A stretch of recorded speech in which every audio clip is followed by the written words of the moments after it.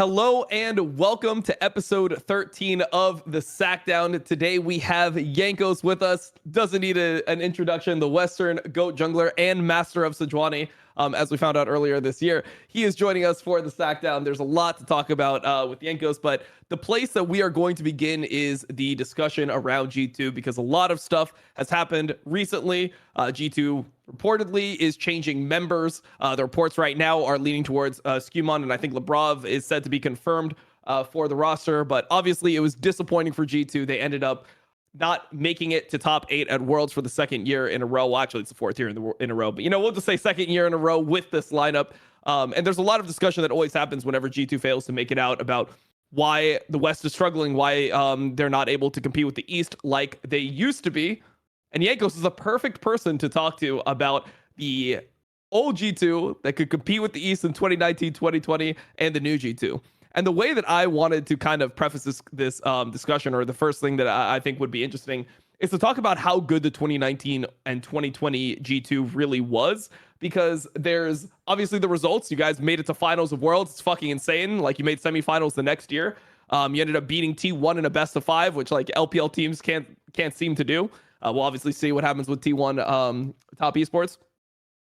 But the interesting thing is that the reports were always that your scrim win rate was like horrible. Like, you guys were getting just shit on by all the Korean teams at that period of time. So I would like to talk about, from your perspective, how good was that G2 in 2019? Was it crazy? Did you feel like it was a fluke that you guys ended up winning, or did you feel like you guys actually were insane? You guys were maybe like experimenters? I think the difference between like right now, how the organizations make the rosters, and back then at least, I feel like in Europe in 2018, 19, 20, a lot of orgs were trying to bring all the star players or the best players into one team. And if they would succeed in that, you had like a very talented roster. I think back then at least, all of us were considered best in the role, besides Perkz, who role swapped, who honestly became the best AD carry, in my opinion, at least at that time, at least the most flexible, right? He played all the mages bot, he played all the meta AD carries like Kai'Sa, Xayah. And he was, Yasuo even, and he was performing very, very well in bot lane. So I feel like we didn't really get lucky. We had a team where people were willing to like put in the work. Everyone was very hungry to win, and everyone was very talented individually on the role.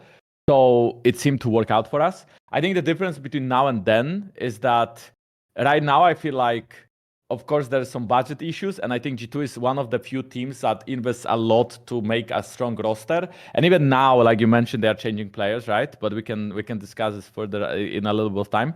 But I think in 2019, going back to your question, we had very strong players, we had very good roster, everyone's hungry to win. Our scrims during MSI and our scrims during Worlds, I wouldn't say we would lose most of them. I think the only team that we lost a lot of scrims to was FPX, which, well, makes sense, you know? What about okay, we heard that you got like 0-15. That's what Grab said. Okay, I actually don't remember the scrim results exactly, but we for sure lost. Okay, like we had a negative win rate against Damwon 100%, but we already had negative win rate against Damwon in 2018. I think 2018 was the year where we also went to Worlds with G2, and we also reached semifinals. And I remember that time Damwon didn't exist, or there was only Academy, right? They were not in the league back then. And they were already beating us in scrims, they were beating Fnatic in scrims, they were probably beating other Western teams in scrims. And that was like the Canyon Showmaker, coming up, rising kind of thing. And back then we were already getting like shit on by Damwon. And then in 2019, it didn't change. We still were losing scrims to them, but they couldn't transition the same performance on stage as they were rookies, so we also got to beat them in quarters before that in at Worlds. It was like the whiplash, right? Because Worlds was in Europe. I remember the story was like Worlds was in Europe, and then all the Eastern teams came in, and you guys didn't boot camp ahead of it. And I remember it was a big talking point. It's like you guys were screaming the NA teams, the EU teams, and then Damwon lands, and all of a sudden it's like, oh shit, what's gonna happen at this tournament, World Championship? I have to add to that. I was sorry, like I was not a fan of the bootcamp in Europe. I mean, I felt like my team didn't want to go to Korea because we were already bootcamping in Korea before MSI, and then like I think we had like a lot of ego, and we said that they should come and practice in Europe because we beat them. So that was a lot of copium and a lot of ego. Back then, before Worlds in 2019, so maybe maybe if we would go to Korea, maybe something would change, maybe not, who knows, right? Maybe you'd lose our confidence, maybe you wouldn't. But yeah, I do remember having the bootcamp in London, and I mean, we would do, of course, very well against Europe and NA. But then as soon as Asia showed up, then you still had this difference in scrims, right? That like Asia is so much better than Europe in scrims. Mm-hmm. I wanted to go ahead. Sure. So one thing I wanted to throw in here is the game mechanics that changed from 2019 to 2020, because I think that this is pretty interesting. When I look at G2 even now, I feel like a lot of the advantage of G2 comes from creativity. It feels like Caps has a very good idea of like when he wants to fight. And when I remember 2019 G2, I remember you guys playing a lot on side lane. It was like you would play Caps and Wonder in the same side lane when they would have double TP, and this would like blow everyone's mind and be like, what the fuck? Wait, so they're actually like able to contest this. They can leverage all 5 people being here, but they're also on the side lane at the same time. And it feels like because like ever since they changed Dragon Soul, they standardized the game a lot more. It feels like the game is, you know, fought even right now. Like people understand the grub swaps and people are playing a very like standard game where everyone knows like what is happening at the same time. Do you think that the changes to the game had anything that like kind of hurt the way that G2 plays and the way you guys were able to perform? Because I always felt like one of your strengths was the creativity. I mean, I think for sure that one of our strengths was the creativity, but I don't think it comes as far as just, you know, let's say playing side lane when you can play for Drakes, right? We played a lot of side lane. We were backdooring a lot, but I think I was just having 2 strong side laners. Back then, Wunder played a lot of weird champions that were winning side, and same goes to Caps.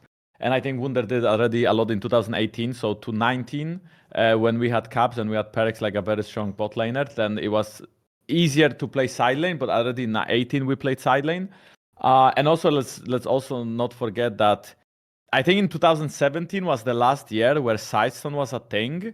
And as soon as they removed Sidestone from the game, the way LCK played the game wouldn't be possible, because you couldn't just play a very slow game, very vision-oriented game, as only support had wards and jungle was not really able to get wards anymore.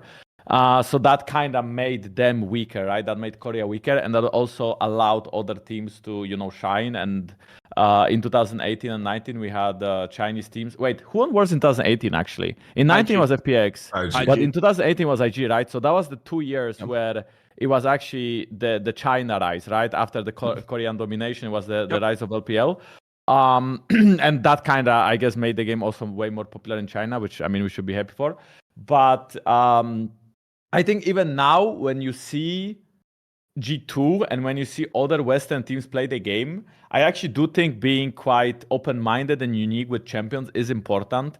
An example would be playing Nunu against Hanwha, and that was inspired winning the game for them, right? Kinda. I mean, you can have like your own opinion. Bro. How they useful... won the game. Yeah, they won the game, right? That's important. Like you can have your own opinion how useful the Nunu was, but like, yes, like they won the game. Yeah, and the same thing goes for G2 back then. When we picked Pyke top lane, we would win games, right? And who cares that Pyke was like so broken back then? Wunder made it work, and it was really good. And I feel like being quite original and like throwing these weird picks at the Eastern teams actually works. And G2 also had a second game against BLG where they had, you know, Sylas mid, they had Yasuo top lane, and it's not something that is... I mean, okay, Sylas mid is pretty standard to say. Yasuo top lane is not that surprising either, but they had a lot of counter picks, and their comp actually was about fist fighting, and they won the game, right? So I feel like when we play standard way of League, I just feel like enemy top laners, mid laners, AD carries have so much more experience in the matchups against way better players than we can get in the West. But when we show up these weird matchups, this is where I feel like players shine. Players like Caps, players like BB especially. I feel like they shine when they play champions that are not easy, right? That maybe, I don't know, maybe Chovy or maybe Ben didn't play that much against Yasuo, or didn't play that much in this particular mid lane matchup, and that actually gives us an advantage. So I feel like still creativity is something that we need as the Western teams to actually go to toe against the Eastern teams. And I think closing the gap as like, oh, just play better, that's not how it works. They have better facilities, they have better system in the league for many years, BO3s, playing so many more games in the year, playing on stage so much more than we did. And they have just better systems at bringing up talent, bringing up rookies. So it's not realistic to just show up to Worlds and say, oh, this Worlds we can actually win by doing the same thing as they do, because clearly they have the better background to doing all of these things. So we can't just do the same thing and expect to win, right? Unless we are very lucky. And even back then, G2 in 2019, we tried to do it slightly different, right? We tried to play more flex picks, more weird picks bot lane. We would Gragas flex bot mid lane. and bot. Yeah, things like that, right? Zoe And that bot would catch lane. team of guards. So I feel like that's something we still gotta do, and I feel like that's something that G2 is willing to do. I think that's something FlyQuest is willing to do, and these teams did arguably the best of the world from all the Western teams. And I think the rest of the Western teams kind of crashed and burned, right? So it makes sense, right?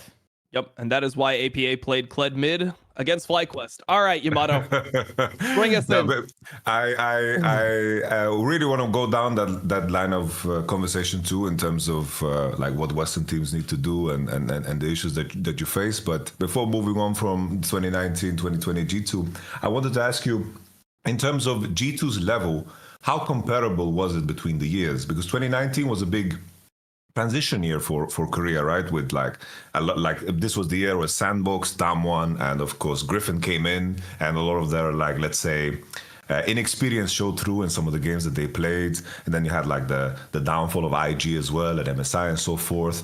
If you compare the levels of G2 from 2019 coming into 2020, how comparable is it? Did you feel like the competition just got a lot stiffer and harder? Because I was practicing in Korea back then, and when I scrimmed against Damwon, I was like, shit.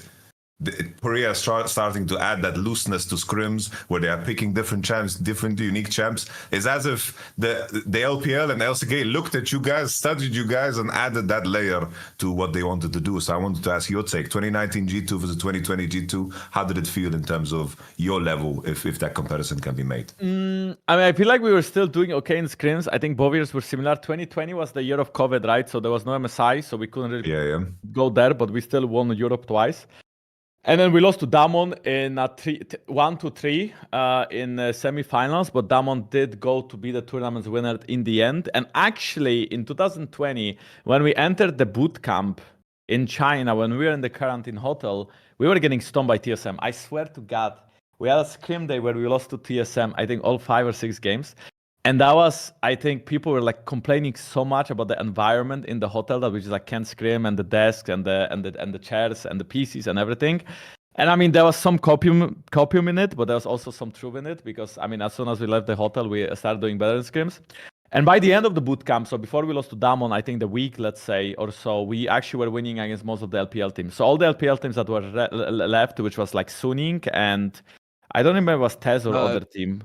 So it was top esports versus Suning in right? semifinals. They beat so these two teams that we were playing against, we were winning against. Like these teams were getting beaten in scrims, and the team that we really were not beating in scrims was Damwon, obviously. But we didn't really scrim Damwon that much as well, because well, we played them. We were in the same bracket, and it was kind of clear we would get to them most likely. I mean, at least back then, I think we had a lot of confidence in beating Gen.G. So yeah, well, we won that game, and then we faced Damwon, then we lost 1-3, right? I remember like a very long discussions about bans like the day before the game, and I think we said we should just ban 3 junglers and play like a river volibear. And the river volibear was something that like enemy team invades you level 1, and then you just like take your blue and you just never farm any camps, you just stay in the river and just perma gank. Because this is actually how some of the scrims are like so free win if I would play the river volibear. And I was just arguing that like, bro, they will never just end like this on stage. Like, please, we can't do this. And Caps and Perkz are laughing, no, we have to do this. So yeah. Okay, river volibear. That's the strategy that we need to beat the East. Perfect. Let's bring it back. Yeah, I mean, I think that I'm not sure how much changed, right, between 19 and 20. I think the teams overall got better, but I think scrims, it's always like this, where you go to Worlds and you start getting shit on by a lot of Eastern teams, just because, you know, they might be a bit strong. Not all the Eastern teams as well. I mean, you can play scrims against, let's say, top 6 LCK and you're going to win them, right? But let's say you play against Gen.G, back then Damwon, and you will lose them. I even think T1 was not even that great in scrims back then, right? Like compared to Damwon. Damwon was like just scrim beast in 2018, 19, 20. And yeah, I mean, you have to catch up. You are always playing the catch-up game. I mean, again, we are going back to the system of how it works, the BO1s, the BO3s, right? How many games Asian teams play, the fact that Asian teams can scrim each other, China can scrim Korea, Europe cannot scrim US, or Europe cannot scrim NA, right? Because we have a very high ping. From China to Korea, you can actually play the game. It's playable from Shanghai to Seoul.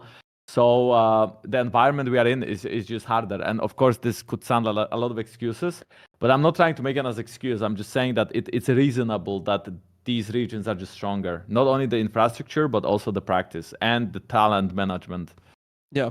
Something I want to bring up to both of you guys is a clip I saw of you recently where you're talking about the system that you have right now, specifically the league format in the LEC. You're talking about how bad the best of ones are on 3 different days because you essentially only get 3 scrim days a week. It's like 1 day off, 3 scrim days, 3 days that are just devoted to playing these best of ones. And then you have then you just repeat it over and over again with the cycle. So I wanted to bring this up because you said something, I guess, mildly controversial, which is that you even liked best of 2s more than that because at least you're playing more games, and just the way that you would like to see it is if they were these days, you would have like 2 best of ones on one day and then 1 best of ones on another day. You guys both competed in the system now, and I would just like to get both of your takes on the LEC format, because it seems like everyone hates the LEC format now. They loved it originally. Now everyone hates the LEC format, and how hard it is to actually like improve in that type of format structure. Okay, I will just make it quick because and then Yamato can speak. I just really hate the fact that we play 3 days a week. I think it's such a waste of time. I think Korean teams play like maximum 1-2 days a week, and they play BO3s, right? I understand that maybe the way people watch Europe is like not enough, so we can have the same system, but we have cold streamers now. Like Kadral is, like having so many viewers, and I feel like when you take all the cold streams, the eBay, the Kadral, the I don't know who else is there, like the French, the German, and everything. Maybe you can actually have enough viewers to like maintain it. I'm not sure what they have to do. Yeah, they could open up cold streaming to like a couple more people that did like English speaking content around the LEC. Yeah, for example, like, me in case I don't play in LEC. So anyway, I feel like I just really don't like the 3 days of BO1s. I think BO2s were better because we played more games in 2 days. So we could potentially have four games in 2 days, and now we have 3 games in 3 days. And I really, really hate the fact that there is just so many days of non-practice, because you need this 1 free day, in my opinion, to like just relax a bit after, especially the LAC compared to LCK and compared to China is very, very late in the day. So sometimes you come back to home at like 11 p.m., 12 a.m., 1 a.m., and then you have to wake up at like 10 and go to the office because you have to prepare for another day, and then you do it 3 times a week, right? So it's very, very exhausting, and it puts so much time disappears. You need to drive to the studio, which takes 1 hour. You need to be there 2-3 hours before the game. You have to chill there, wait for the game. Then you have to play the game. Then you have to do interviews. Then you have to go back. Like there's just so much time that you waste by having a game day that like I would prefer to keep the game days only on 2 days a week for a team. It can still be a 3-day broadcast, but just keep it 2 days. Like maximum of times a team plays a week is just twice. And then you do either BO1s or BO3s or BO2s, whatever. That's the only thing I don't like. As far as the playoffs go and as far as the BO3s go, I actually don't hate it. I think BO3s is a cool system. We have loser bracket. The only thing I didn't like that much is that we have 3 splits a year, and then we have a champion, and then we have season finals. I feel like that's too much as well. I feel like you should have like maximum of 3 finals, and I think that summer split should be tied to season finals, and you should just make it more of a banger. I mean, besides that, I think spring and winter is okay the way it is, besides like maybe some complaints about how the points are handled. And if you are very good in winter, but you are really bad in summer, it's actually like almost the same thing. So it doesn't actually matter because you will probably still make it, if like Mad Lions example. Mad Lions probably deserved it anyway because they did BG2 during that championship run. But, it's kind of weird that like winter matters so much, even though you actually care about who is the strongest by the end of the year, because these are the teams you send to Worlds. No, I agree with all of your points, honestly. I think also like the time on a single match day, I think people underestimate. It's like you commit like 6 hours into playing 1v1. It's like you have to meet, you have to prepare, you have to drive, you have to wait in the studio. Oh, there's a pause, Kit Kat have a break, and then you're screwed. You're sitting there.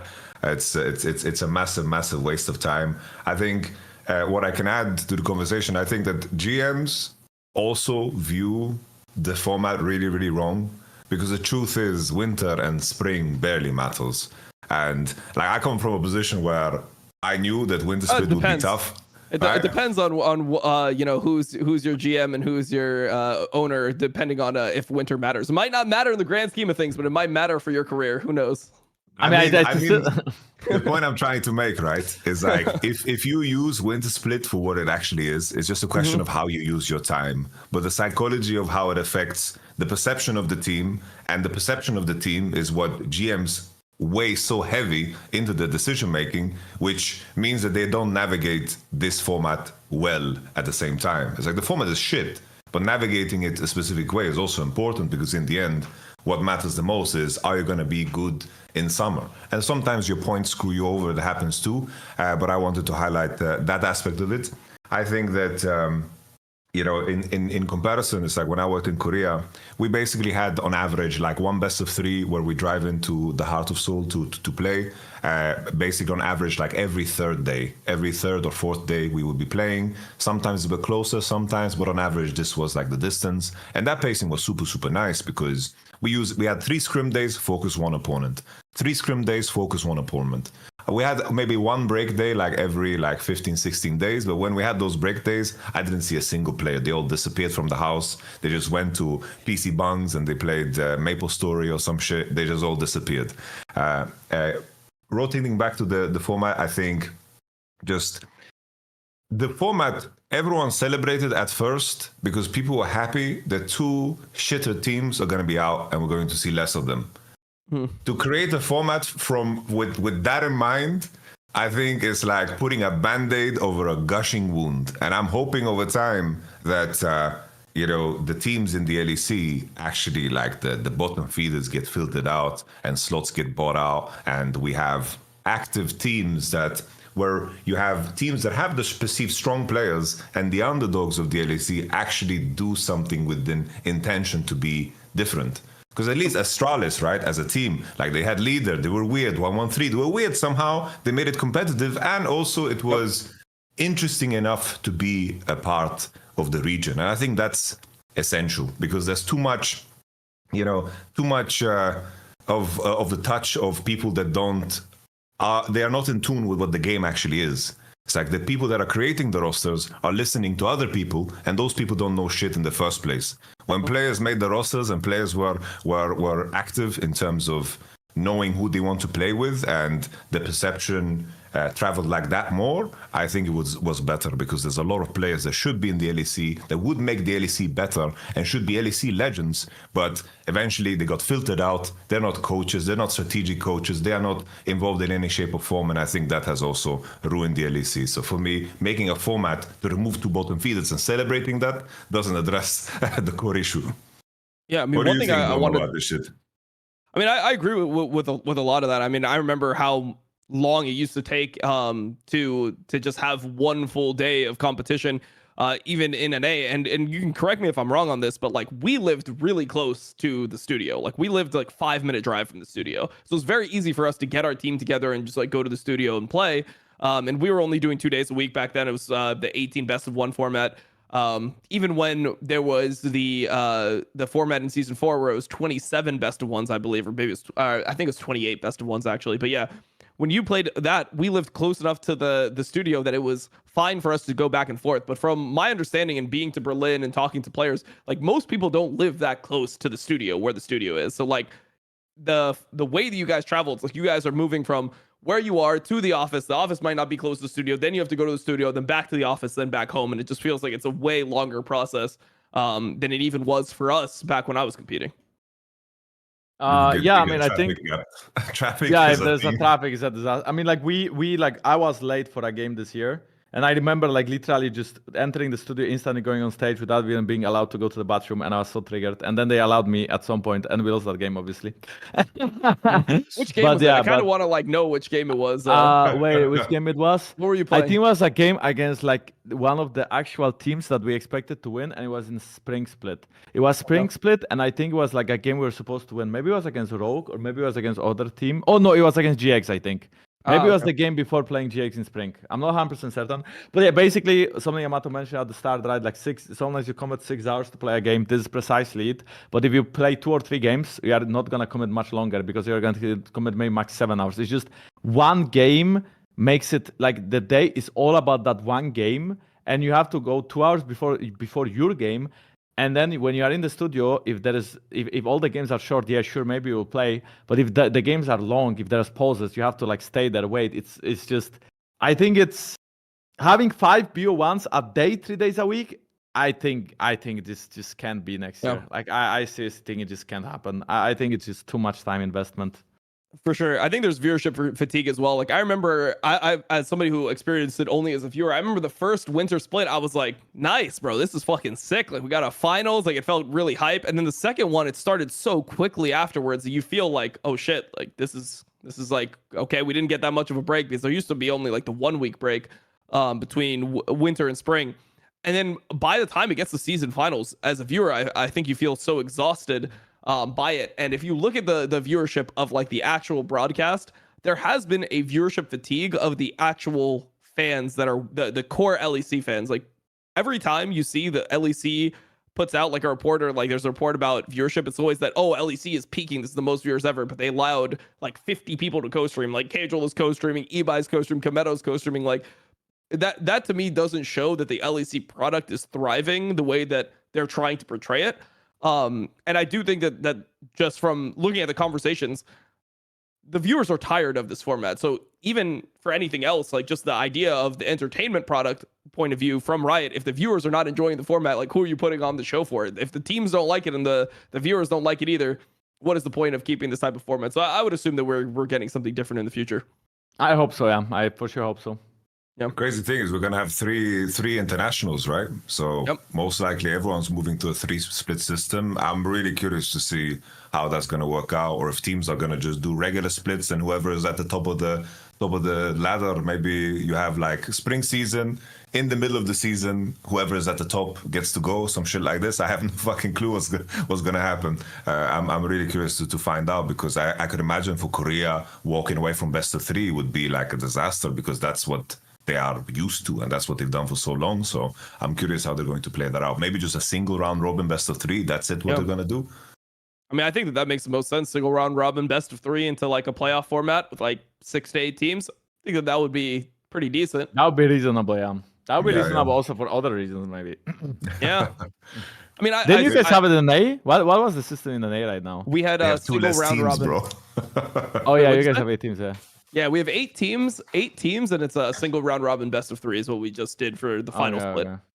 Yeah, Makes so it's sense. just which honestly was better for the players, because even though they did double round robin BO1s in spring split, like that all teams played now minimum 14 games, which is what you'd play at maximum in spring, and the maximum was 21 games. And it's also just good to have best of 3s, because I feel like there's so much depth. I mean, we watched it today in the LNG Weibo series, where when you start playing a series, you have an approach, right? And then you get to iterate on that original approach throughout the series. So I really like the idea of like, you can come into a series and be like, let's say it's the world's meta, let's do the Yone Aurora trade. We had a lot of experience like playing Aurora into Yone. You can do that game 1. If it doesn't work, then you don't lose a game where it's like, oh, I guess Yone's fucking OP. Like there's nothing we can do. Yeah, for sure. I think actually you can experiment way more when they are BO3s, BO2s even, BO3s and more games.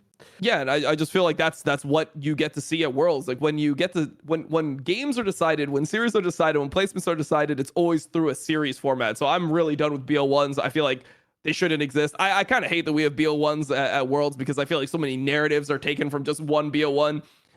You know, even the ones where I kind of like the narrative where it's like, oh, like G2B Weibo in a best of 1.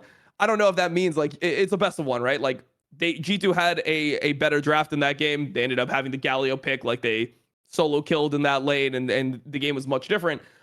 To me, that's not like an end-all be-all where this team is definitively better. The same way that we don't look at like T1 versus Top Esports and be like, Top Esports like won that best of 1. They must be just better than T1. Like, we'll see in this best of 5. So I really like the best of series, because I feel like it's so much better for everyone involved. Like even from a content creator standpoint, I feel like I'm able to put so much more insight into the game by seeing how the game is progressing and being able to convey that to the viewers watching. So yeah, I'm all for a new format.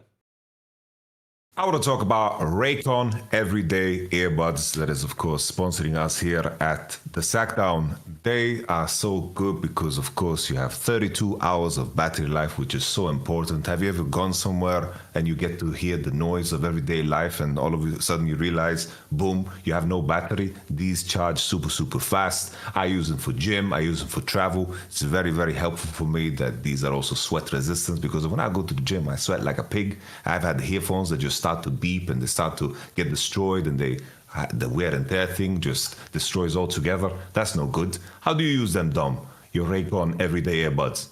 So my favorite thing about them is actually that they stay in my ears. I don't know why, but whenever I've tried in ears before, if I'm like on a bench, for example, like they'll fall out. One will fall out. I had a problem with one that it was like constantly muting. It would fall out and then it would mute constantly. But my favorite thing about them is that they're comfortable and they are able to be used all the time. I can put them in. I can forget that they're in and just listen to music and just enjoy my day. So the Raycons are super useful. I'm going to be traveling to Europe soon. I'll make sure to bring my Raycons when I do that. And yeah, I'll be seeing you soon, and we can meet up with our Raycons.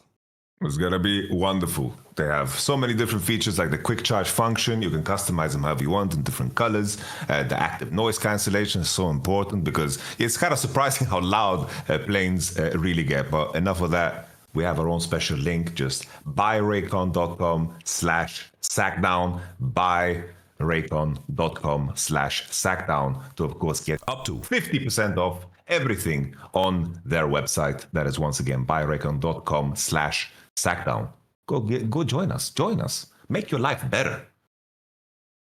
Yamato, where do you want to take us from here? Bro, I kind of like the line of thinking where Jankos was going already in terms of because the conversation always comes down to the same thing. A big topic always that comes up is like working hard, which I feel like in a lot of cases is a strange one, because I don't think that the three teams that were at Worlds this year, I don't think they were not working hard. In regards to the key differences in my mind, opening up that conversation is like, how does West ever compete for a world championship? Realistically, I think never. But I wanted to ask you guys again to go deeper into this conversation. Do you want to start us off, Dom? What do you think? Can the West ever compete? I can tell you why I think never later, but I don't think the West will ever be better than the East, but I think it just depends on what the Worlds format is. I think in this Worlds format, I think you don't actually need to be like the best team ever in order to win. I feel like this is a format where you can just like strike where the iron's hot. You can have a very good read on the meta. You can bring something unique, and you can end up winning Worlds without being the best team in Worlds. I actually think that, like, if you compare the teams that won Worlds in the last 2 years, like coming out of Korea, everyone thought Gen.G was miles above T1. There was no way that people could even conceive of T1 winning in a tournament where Gen.G exists. DRX winning the year before that. Like, the teams that end up winning Worlds, it just feels like are the ones that are vibing at the right time. Like, they're all just playing well and confidently at the same time. And it's a very unique experience, because when you have a tournament like MSI, you look at the format and you're playing all the best of five so close to each other that there's going to be very few days that there's going to be no one to scrim. Whereas in Worlds, we have this like 6-day break between semifinals and finals where you have to be ready to like really trust in your own practice and find value. Obviously, you had to experience this before, Jankos, and this is kind of the reasoning that was given for like the Pyke mid pick. It's like, oh, we're scrimming other teams. This is why I picked Pyke mid into Nautilus here. But it's very hard to like know what's real. Yeah, but I mean, it's but we didn't. With the Pyke mid was just a look-in, guys. It wasn't discussed. Oh, okay. Jesus. It was a dream or what? No, but bro, like everyone was down. Everyone was like, yeah, let's do it, right? I mean, Pyke top worked at MSI, so maybe Pyke mid is gonna work in the finals. Yeah. I mean, I just think that it is possible for a Western team to one day win if the World's format stays the same, but I don't think a Western team will ever be the best. Whereas like when you look at MSI, if you think about the last two MSIs, I was like so sure that the best team at that tournament won. Like when Gen.G won, I'm like, amen, they're the best team in the world. When JDG won, yeah, they're the best team in the world right now. I think Worlds is a fraudulent enough format that a Western team could potentially win Worlds. Yeah, I mean, I think it's possible with this format as well. I think that you just need to be the best team in the tournament, or at the moment, or at the right day, or at the right time, right? And I feel like it's something that we were close to, but never really achieved besides season 1, which doesn't count because I was against an A, so it makes sense we won. Maybe nowadays we would know, right? But I feel like my problem with the West is not just how the split looks like and how many less games we play and like what's the background and what's the rookie scouting. Is also just, I feel like there's so many European players being like actual good players being scattered in so many different teams. I feel like you don't have a team where you can like without arguing say that these 5 are the best. And I think the closest we had was G2, and even they couldn't really win, or even they couldn't even reach BO5 to be able to play against these Eastern teams. And I think the advantage of the Worlds format that we had in 2020-19 as well, 2019, 18, and so on, was that during group stage, you for sure had top 2, top 3 Asian team, like seed-wise, right? You didn't have to play against like the best always teams, and then you also had maybe a wildcard team, maybe had an A team, and then you would just kind of be, okay, maybe EU team is gonna make it from this group. On top of that, there would be like Korean team, and from this group, it's gonna be like an A team, maybe, or with like a Chinese team and so on. And I feel like that kind of gave us like an advantage that some of our teams would actually make it out of groups because of the format. And then when we actually went to BO5s in quarters, maybe some teams that were not good in BO1s were already eliminated. And then you only had to care from like quarters and up. So I actually do think that this format currently is harder for European teams because you need to prove yourself in BO3s. And as we could see, Madlands and Fnatic were fucking garbage in them. Maybe not. And it could be FlyQuest. You could always just play against other monkey teams and yes, exactly. Anyway. And this is the other thing, right? That you can get very lucky and you can end up playing only against wildcards. And then after wildcards, you'll play against your own region. They played against Team Liquid. They didn't play against only. Oh, okay. No, but okay, they played GAM, they played PSG. This is the 2 games they won. Then they lost to Hanwha. And then they lost to, I think even Weibo. Damwon, sorry. So they lost to Damwon. They lost to Hanwha, and then they won against PSG, GAM, and then they won against Team Liquid. And by the way, Team Liquid picked fucking Kled mid lane, and they gave them Yone, and they gave them Skarner, and I just lost my mind. And I like it was a very patriotic game. You wouldn't understand. You're European. You don't understand. I mean, like I wouldn't understand. They were like, I truly understood what is the meaning of freedom when I saw Team Liquid draft in the game 3 against FlyQuest. So. Yeah, okay, let's say you can get lucky, but it's not easy, right? Sure, FlyQuest made it. Maybe they can even do well against Genji. Who knows? I hope so, right? Because in the end, we want League to be alive in NA and alive in Europe. But it's hard when like we are losing all these tournaments. But yeah, we just need 5 players that are skilled, that are super talented in one team. But currently, it's always 1-2 players max, maybe 3 that are, you know, for example, we have Cabs and BB. But when it comes to Yike, Mickey and Hans, people can argue. For me, they were still the best throughout the year. But you can maybe argue. Maybe you can put Inspired there. Okay. For jungle, maybe not. But you can put Inspired, or you can put maybe for support. I don't know. Some people said June. Some people said Alvaro. Some people said CoreJJ even. I mean, I'm not sure. Maybe for AD carry, maybe even an AD carries like Masu and Yon were performing honestly pretty good at Worlds, right? But Hansama is apparently also the shot caller. So I would just like to see 2-3 teams in one region that have like a really, really insane players, as we had, for example, Fnatic and G2 in 2018-19, and them going against each other, like down to each other's throats for the whole year. And then when like the level rises because of it, maybe then we play a catch-up game still, but it's like from a higher point. And maybe by the time BO5s come, we can actually catch up a bit, and maybe we can even make it to semis or even be a bit competitive, right? But right now, just looking at these games, it's sure G2 is competitive, but like you can see there's a lot of that clutch factor missing. That clutch factor that can be taught or can be learned in a lot of games on stage, in BO3s, in BO5. So when teams push you, they push you to the limit. Like, for example, the Nashor they did against BLG. I still believe that was such a good call. But yes. Mickey, for no reason, went in, used his E at the wrong time. Then Mickey started hitting Nash, which is something he should have done before. But then when Mickey starts hitting Nash, Yike turns at the wrong time without Mickey's stun. And then he goes in alone and he dies. And then the enemy team aces them, and then they get Nash, and the game is over. But that was such a good call. It's just they misplayed it because they. I love that you say that, because I was on the same boat. So many people blame the Nash call, but like if you saw how fast they were doing it, Rise Callista is like such a great Nash game. It was a free Nash. It was a great call. Yeah. It was Rumble, a great no Nash no call. Flash, Silas no Flash, like it's free. Yeah. Okay, yeah. So it's just that like when they did it, like it was a good call. But you can see they got like really maybe shaky, maybe handsy, maybe they got scared. Maybe it was Yike, maybe it was Hans, maybe it was Mickey, maybe it was Caps, BB. I don't know, right? I was not there. I was not sitting. I was not listening to the comms. But clearly the call was like they turned when they shouldn't have. They were not on the same page. They not everybody turned when they turned and so on. And then you can see like the team cohesion just wasn't there in that moment. But that's because often in Europe, teams just don't push them far enough. Like Fnatic may push them in the early game, but then they will just fucking throw their lead and just completely collapse in mid-late game. And it's the opposite. When G2 can have maybe like a decent early game against the Eastern teams, that Eastern teams will still know how to play the game in mid-late game. But in Europe, for example, we suck at that, right? Like it's like Fnatic's their second best team, and they are just like running around the map. So yeah, we need more, I think, star players, more great teams like that like a team that invests a lot maybe and builds like 5 insane players, and then the second team and third team that does the same thing, which happened I think in 18, 19, 20.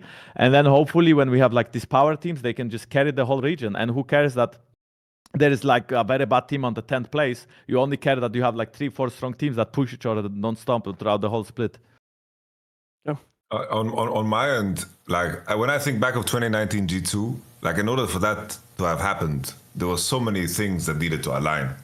So you had the best players in each position on the same roster. Korea was doing the rebuild. It's like you guys were outliers in terms of what you played. You were outliers in many, many shape or form, and that's what it comes down to. It's like China might have like the biggest player base, but looking at Korea in terms of their history, I don't know if you guys saw like the owner video in terms of how he was recruited.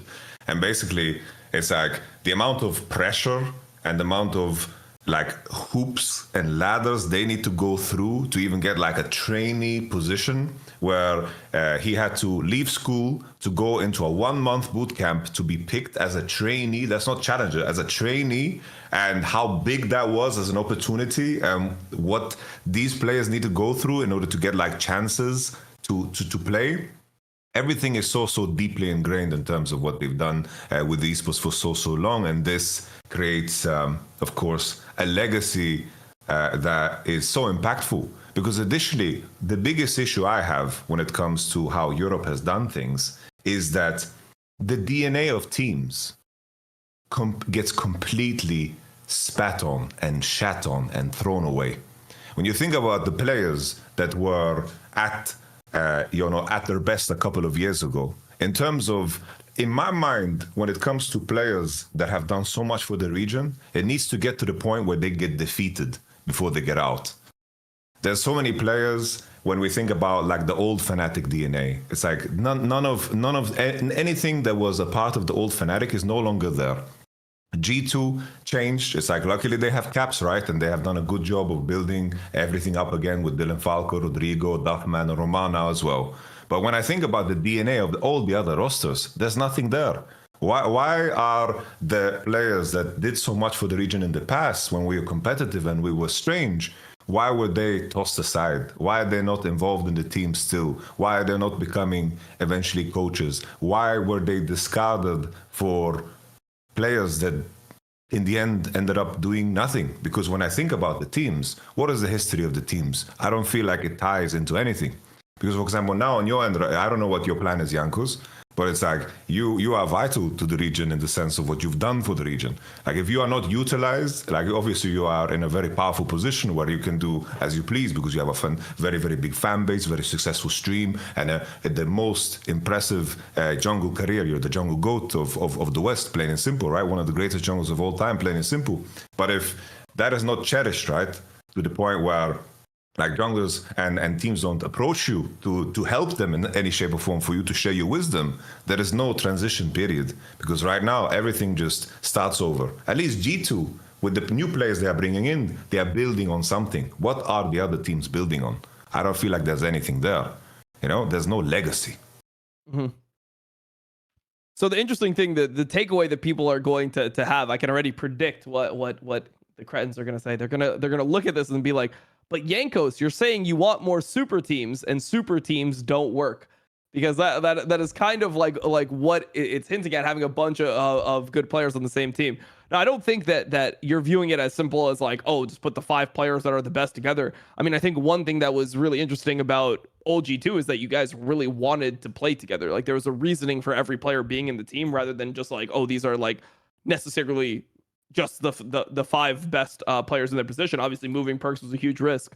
And I wanted to ask both of you guys about how much you think the ability to make these teams was stifled by essentially German labor laws and how players started to view contracts, because it started becoming that so many players. You just think about the history of the region, like the players that were good. There's so many players that have been like either in contract prison or just riding out their own contract because you're getting paid like still like 50-60% of your salary, even if you're on the bench.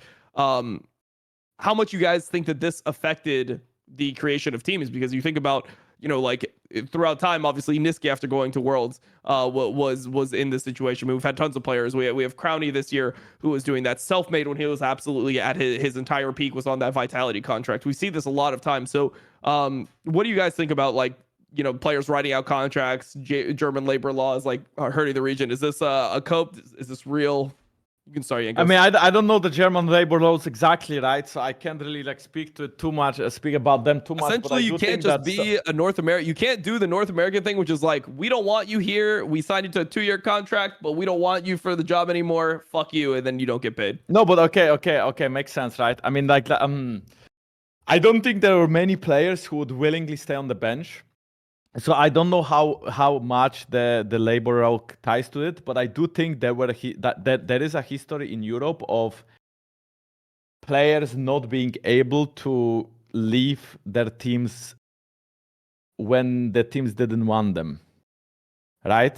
I mean, like, we can probably bring up Perkz, for example, from 2020, when I think he wanted to go to Fnatic, but he in the end went to Cloud9. And I think, in my opinion, that was actually a great move, because the amount of bank he got from it. Yeah. So it's probably like all of 3 of us combined can like share our money, and maybe we would get less than that than he did in Cloud9. Right? I don't know, right? Like, like, basically, I think that, you know, contract jailing is something that happened because teams didn't want like the good teams to do well, and that's something that obviously impacted the region negatively. But you have to remember, it's still business, it's still show business, right? Like, you want to be the best. Like, the teams look out for themselves. That's how they sign. That's how they build contracts. That's how they operate. Like, yeah, I mean, maybe they don't want this player anymore, but it doesn't mean that if they still think that this player is good, or maybe the player actually wants to leave, maybe it's not even the team that doesn't want the player. Maybe the player doesn't want to be part of the team. Maybe, the team is not going to be easily able to willingly let him go because they are still worried he's good. Maybe he can make other team better, or maybe, you know, we can get a lot of money out of him, but then suddenly teams don't want to pay that buyout, and then you are stuck in a team that you possibly, maybe you have a better team, but you were stuck and you couldn't get out of your contract, right? And I think that happened. And I don't want to give you all the examples because I don't know how sensitive this topic is, and maybe some of these players will still work in the orgs that they left in the past, maybe not as players, maybe as I don't know, coaches or whatever. So, you know, things happen, but you have to remember it's still business, right? But definitely, teams look out for themselves, not for like the greatness of the region. So yeah, no, not for the ecosystem, but for themselves, and that makes sense. It's business as usual, right? It is what it is. Yep. Just feels like there's more of it in Europe than there is in like other regions. Like, I'm not sure exactly like what the laws are in Korea or like how the buyouts are structured, but like when you look at a team like Gen G, you know, like it wasn't we can't give Canyon, like Dalmon's not holding on to Canyon. Maybe his contract expired. I'm not sure about the specifics, but it seems like they've had a better time putting these teams together over long periods, like the Hanwha Life Gen G teams, like them building out towards this year. I mean, they got a bunch of star players in those rosters, so it feels like they're not getting limited to the same degree by this. Or they just invest more money, like who knows, right? Like I'm not sure what's the case. I mean, I do know for sure that there is a lot of money in Korea compared to let's say Europe or NA currently, right? NA obviously being like a huge money bubble that popped, and now I think the players' salary gone down a lot. I think Europe was never really a huge money bubble, but the salaries are like really going down in both Europe and NA. I think for China and Korea, like the good teams, the popular teams at least still get paid a lot. I'm not sure how is it for like the bottom 8-10 teams. But yeah, Yamato, you can go ahead. No, I just wanted to add that I think the off seasons in Korea are a lot more fair in the sense that like things get weighted out. It's like a lot of things in Europe are like predetermined before even the off season starts. and there's a lot of conversations and like first movers advantage in terms of like player distribution. And I think that in terms of how the agents are spread out, I feel like I think the amount of agents that like agencies that are working in Korea are not that many. So everything gets kind of coordinated together in order to make the teams that make sense. I think it's like if you look at the top 5, it's like the players that are kind of belong. They kind of belong. It's like very rarely in Korea do you have like players on bottom teams that are like slumming it out, right? It's like Keen is a good example, but Keen was paid a shit ton of money on the Freak of Freaks and he signed that deal, right? Because that's what he wanted to, right? And that was why for the longest time he didn't join like a powerful team. But I think in Europe, I know it's like there's teams that signed very, very good contracts with the players.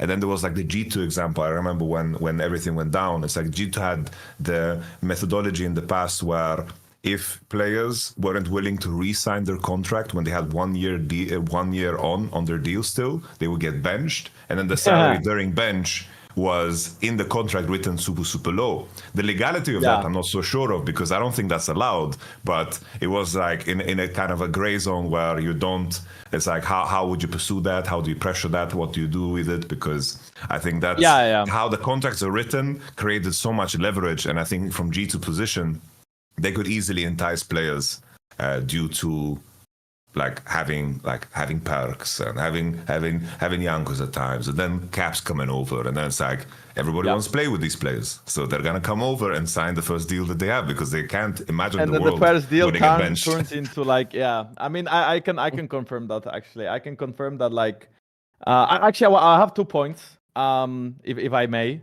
So basically the first point is like I want to confirm what Yamato said. Like there were contracts like there are organizations, not just G2 I think, but there are overall organizations that if you sign the first contract for 2-3 years, either you like keep signing or they will sell you, but you will never run out into free agency.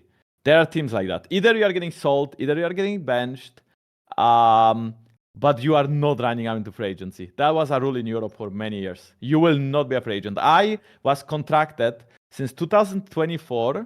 Sorry, since 2014, I was always in a contract my whole life until 2024, November 18th, which is next month.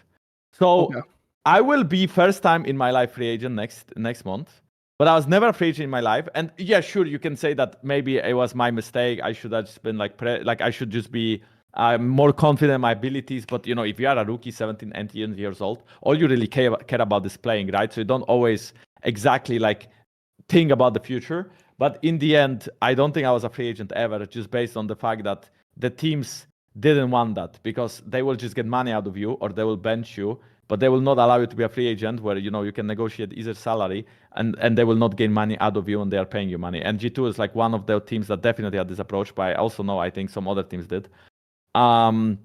Another point with Kingen, because I think Yamato brought up Kingen going for salary in Africa Freaks or something like this, right? No, Keen, sorry, Keen, not Kingen, yes. So my point with that is like, I don't blame any players that went for salary to NA years ago, be it, maybe Perkz is a bad example because he actually didn't want to go NA. He wanted to go other team, like but he was forced for example. But like, okay, yeah, Fabiven, for example, maybe I don't know, like Perkz. Maybe I don't want to storm him his legacy because maybe he wanted to play there. I have no clue, but there's definitely a lot of players in Europe that went to NA for salary because salaries were so much different. But when you think about it, pro players often leave school, leave either middle school or high school or university to actually do the pro playing thing.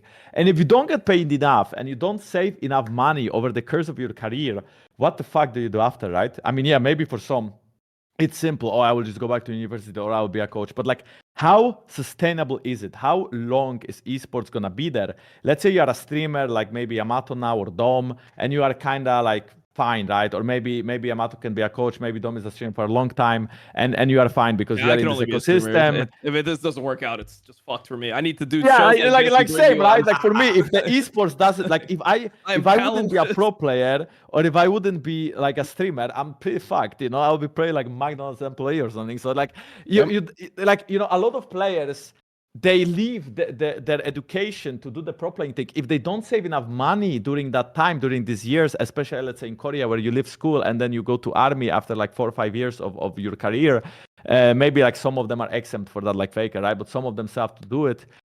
You might be screwed for your life, you know? Like, what are you going to do it like when you're 30, 35, 40? Like, are you still going to be a coach? You are probably not going to be a player. Are you going to be a coach? Maybe, maybe not. So you need to look out for your future. So I think it makes sense that a lot of players go for cash. And if it's good players that go for cash, the problem comes again, it's harder to find a lot of good players in one team because everyone wants to get paid a lot, right? And who knows? Like, do you think Hans Sama went to Team Liquid in 2022 because he thought it's like a great team? Or do you think he went there because, you know, I don't know, maybe he thought it's a great team, or maybe he went to Team Liquid because, yeah, he's pretty both, right? And a lot of great players went to NA, like Inspired or I know Beepo. Like, do you think they just went to NA because NA is like the better region back then in 2022? Who the fuck cared about NA? Oh, yeah, sorry. So, like, do you think they went there because they wanted to play there? Or do you think they went there because, or maybe they thought it's easier to make it to Worlds because I'm a great player in Europe, I can go to NA. Maybe it's gonna be easier for me to go to NA and in 2022 when the Exodus happened, none of them went to Worlds. I think none of none of the Hans Sama and Beepo and Inspire went to Worlds. I think that year, right? I'm pretty sure. Yep. I think that like all of them went to Worlds now with, I mean, Hans Sama Inspired with EG, but Inspired with EG, but like we played them at the Messiah and we also played them at Tenga. Yeah, so not every import can be successful and not every player that is good will always go for like the best roster. Sometimes you need to also care about the future, and I think that's perfectly understandable. And I say it from a position of a player who always sacrifice salary to play in a good team, and I can say with like my hand on my heart that like the best salary I ever had was in G2 in 2022. That was like insane salary, and every other year, be it in G2 before that, or in H2K, or in Rocket, or in Heretics. I mean, Heretics honestly was pretty good salary. I'm not gonna lie. The 2 years in Heretics, it was not the G2 level of 2022, but it was still good salary in my opinion. But I mean, could I get more in an A like 3-4 years ago? Yeah, easily. Like, bro, I could get so much more money than this if I would go for money during my career, right? But not everyone has like the same viewpoint as I did. And I also, I mean, do I regret my decisions in my career? No, I actually really enjoyed winning and I really enjoyed like being in these teams. But let's say I don't have streaming right now and I'm like no team. I'm teamless and I have no streaming. What the fuck do I do? Yeah, sure, I have some money saved up, but like what is the next step? I mean, like, let's say I can be a coach, but if I can't be a coach, or maybe it's something that is not for me because maybe I was always like a good player but not a good coach, what do I do as a pro player, right? Like, you really need to think also about your future, not just about the present. So yeah, it's really not easy, in my opinion, to create like a successful super team. And I think partially why China and Korea do it. I mean, okay, first of all, they have like the better system, but also, I mean, the salaries there like were pretty insane, and you are quite mainstream when you go pro play in Korea and China, and they really take care of you. But they also care about that like very few years. Like a lot of players from China and Korea are very, I mean, their careers are not 10 years plus, you know. There's very few players that have such a long careers in these regions because they really expect you to like grind 100% of the time, kind of thing. Yeah. I was yapping a lot, guys, so I'm done. No, bro, it's kind of scary to think about. It's like we are all three like relics of the past, like more so me. I can still play. No. More so me and Dom. And it's like I'm just reaffirming your point that I agree that we've had so many teammates, so many players we worked with that are just gone. They have nothing. They're like, I remember that H2K, the Case King office, you know? So I just think about all the players that were there, like SK, you think about the SK players, the H2K players, and the Rocket guys. It's like, bro, like, everyone is just not many are left, you know? People are disappearing left and right every year, and you don't actually know what's going to happen next year with them, right? Like, they might be successful, like someone like Bjergsen, you know, he might retire and he might have a very successful career and a lot of like income during his career, and he might be just chilling right now. But then there's like a lot of players that like didn't do that, you know. For example, I remember Che. I played with Che. He was Korean in H2K. Like, he just disappeared. Like, we didn't make it to Worlds and he just disappeared. I don't know what happened to him. I never talked to him again because he just fucking disappeared, right? I hope he's fine, you know. I hope he's living his best life. So people are just, you know, sometimes people are just gone. They are in esports, and then the next day the cash stops, and then you have to worry about your future. What are you gonna do now? Yep. I mean, Yamato asked me, like, he said, "What, Dom? Like he came over and he was chilling with me. We're on the porch. We have like a pool there, and he was like, Dom, why are you streaming at 1 a.m. your time?" Watching LGD play against Ultra Prime with 1K viewers. Like, why the fuck are you doing it? It's like, because I am fucking scared, bro. Like, if I don't make this shit keep on working, it is done. All right, like it is fucking over. So No, I mean I agree with that mindset. Yeah, That was yeah. partially my mindset throughout my whole life, bro. If pro Bro, playing yeah, doesn't so work out for OP, me, no? if streaming doesn't work out for me, what the fuck do I do, right? Like, why do I, go to like play from 11 a.m. in my office until 8 p.m. Then I come back and I stream until 12 a.m. and I go to bed and I do the same thing over and over again with gym in between throughout the whole season. Because if the streaming and pro playing doesn't work out, what the fuck do I do, bro? In 5 years, Yeah. like, am I just gonna I will the cash is gonna end very quickly, especially when you are used to a lifestyle of pro players. Fortunately, I was raised in I wouldn't say like a poor house because we had like all the needs we had the needs we house. needed, but A humble yeah, house. but I was just having humble house. Yeah, humble house is like a correct word, right? So it's not like I need like luxury in my life. It's not something I need. It's not something I strive for. But some pro players are used to like this very, very good lifestyle of earning a lot of money per month because they are pro players. What happens after, So yeah, I'm scared for my life as well, bro. Just gotta grind it up. That's the only thing left. yeah, you know? we just gotta grind it out forever, bro. Yeah, you gotta grind it up, Bro, that fear is so OP, by the way. That fear is so important. Being scared shitless for 14 years about losing it all has been very helpful. It's a great motivator. It's a great motivator for me to continue making content. That's for sure. Yeah, I wanted to ask, Jankos, we always ask this question, because you mentioned that you had no regrets. But I know for a fact, I remember we were in Rocket together, right? We just lost to fucking, we lost to Origin, that game 5, you remember? Like when Nuktak picked Diana and entered us. And I mean, I remember that it happened, but it's not that close to my heart, I have to say, Okay. But I, for me, this is a painful memory. This is one of my traumas. But nevertheless, I remember we had a conversation because there was the off season, and that was the whole like H2K Svenskar and 5.5 fucking K, and then ended up you went to H2K right the next year with like Forgiven, Vanden, and so forth. But you had an offer on the table. I don't want to reveal it now because this was like a very lucrative offer, the big offer at the time. If you want to reveal it, you can. But the question we always throw to our guests, because we're very curious, you said you have no regrets. Was there moments in time where the Jankos timeline could have looked completely different? Because there was a conversation about you going to North America back in 2015, moving into 2016. I mean, I'm not sure, right? Like, I don't regret my choices because that shaped me, and I don't necessarily hate myself, right? So I'm okay the way it is. Right. Okay. Could my career look different, and could it be better, or could I right now be maybe like way richer because I would make different choices and I would be chilling and I wouldn't have to like talk to Dom right now and make a clan of myself. I could actually do something productive. No, sorry. Perfect. Nice. Bro, he just called you out. I don't know why he didn't call me out. All right, tell us about the fucking TSM offer, motherfucker. Can you tell us about the TSM offer, motherfucker? And let's get on with the show. Like, I'm done with the TSM offer. Yeah, I think you asked me, should I join TSM? I remember this like yesterday. Yeah. I for sure had a TSM offer, but I don't know, bro. Like, I mean, maybe I should have. Like, TSM was insane back then. I don't even know. I don't even remember what I didn't join, honestly. I have no clue I didn't join. Maybe I was like too scared because I was young. Maybe I didn't want to like risk so much, or maybe I actually enjoyed playing H2K, or maybe I don't remember why I didn't join TSM back then, but I had a lot of teams offering me different things throughout my career, and like I always, I like to believe that I always try to like go for like the best roster, right?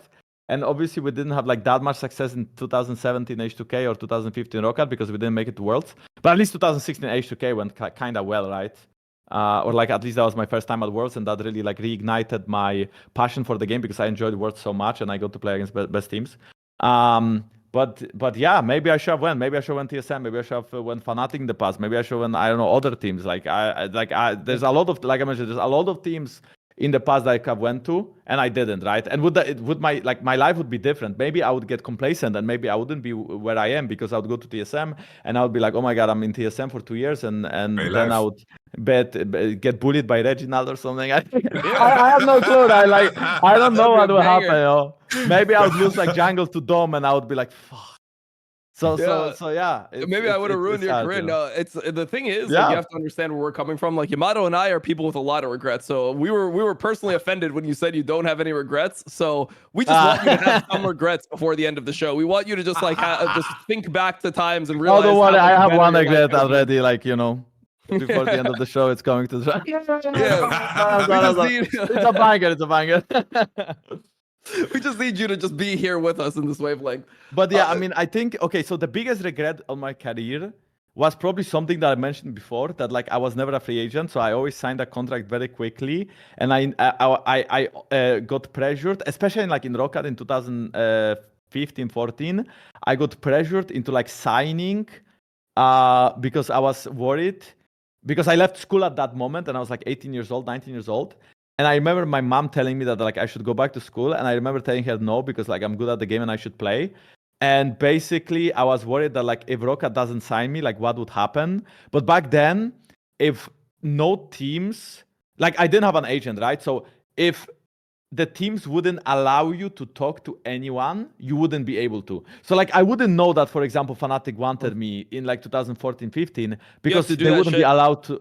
You had to like call, like I remember like there was times where I was like in the garage of my apartment building when I was with TL, and I was doing like shady calls with like the owner of Dignitas. He's like, yo, like we'll give you a fucking bag, like we can like get you tonight, like we'll fucking pull up with a car right outside, like you can just run in it and we'll just like handle everything afterwards. It was like this, like esports used to be fucking shady back then. Like you had to do everything backdoor. It's like you're violating the poaching rules. You're like, this is like, yeah, this exactly. California, it's only one part, it's 2-party consent, so you can't record me. Like you'd have to remind people this during it. It was fucked up, bro. So yeah, definitely, you know, poaching was like a really big subject back in the day as well, and it was something I was, of course, afraid of. But also, the teams were afraid of, you know, the poaching thing. So whenever, let's say, team would come to Rocket, then they wouldn't want to tell me about that team. They didn't have to, and that's it. That's the end of story, right? So yeah, that's kind of what happened throughout my career a little bit, right? And then like in H2K, I even had like, there was this closure in my contract, and I don't remember like what was it about. But it was in H2K in 2016-17 where like, I don't know, it was like the right of the first something. Basically, I think right the closure... of first refusal, something like that? Yeah, I think something like that, right? So basically they could like refuse... Yeah, exactly. Explain it. They could jail me basically. Mm-hmm. Like they could, I think, refuse a team or something like this, right? Mm-hmm. I don't remember what was the right about, but basically, if they wouldn't sell me, I would be screwed. And then G2 bought me, and then I got like a lower salary in G2. I mean, higher than H2K, but lower for like, I think back then standards, because, you know, G2 bought me and they had to buy me out of this contract. And then I had to sign for G2 for 2 years. And then if you sign with G2 for 2 years, then you are not getting out of the contract as well, unless you're sold. So yeah. So yeah, that just kept on snowballing in my career. So maybe like my biggest regret was like not risking it sooner, you know. And right now I'm actually doing it. I'm actually like risking it in a way. Like I'm probably not gonna sign a contract until my free agency. And then if I end up teamless and I end up not playing for like next split, that's completely fine with me. If I end up, you know, going back to LEC in summer next year, or in spring, or in championship split, or maybe in 2026, or maybe I will have a team actually next year. I don't know, right? But I'm like trying to, like what I am doing, just because I think maybe a question like that would appear, maybe not, I'm not sure. But either way, like what I'm doing right now is I'm trying to consider, like, did I get offers? Yes. Were the offers something I couldn't refuse? No, I think these offers were something I could refuse and I could think about it. And it's coming from the side of a player that I really want my last year in LEC to be better than the year with Heretics this year and last year. I think I would be like, I would love to like finish on a peak and not on a low. But at the same time, I like we mentioned all before, I'm shitless scared for my future.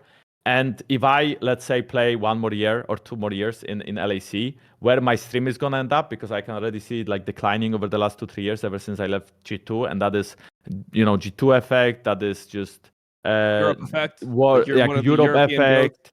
Yeah. No, like declining. I mean, but yeah, like basically like declining because of all the things that are happening for the last year with League, with like with also just like the fact that I mean, League is less popular, but also like I'm not winning in Heretics, right? Like I'm not as popular because I'm not winning. I'm not one of the like best players because we are like 6th place, 8th place, whatever, right? And then there's like Kadral, there's the Baus, there is like a lot of streamers that are so popular, you know, nowadays. Yeah, me. So it's a lot of competition. Dom as well. I mean, bro, you had like 20k views on fucking Worlds. Like you are popular as fuck, bro.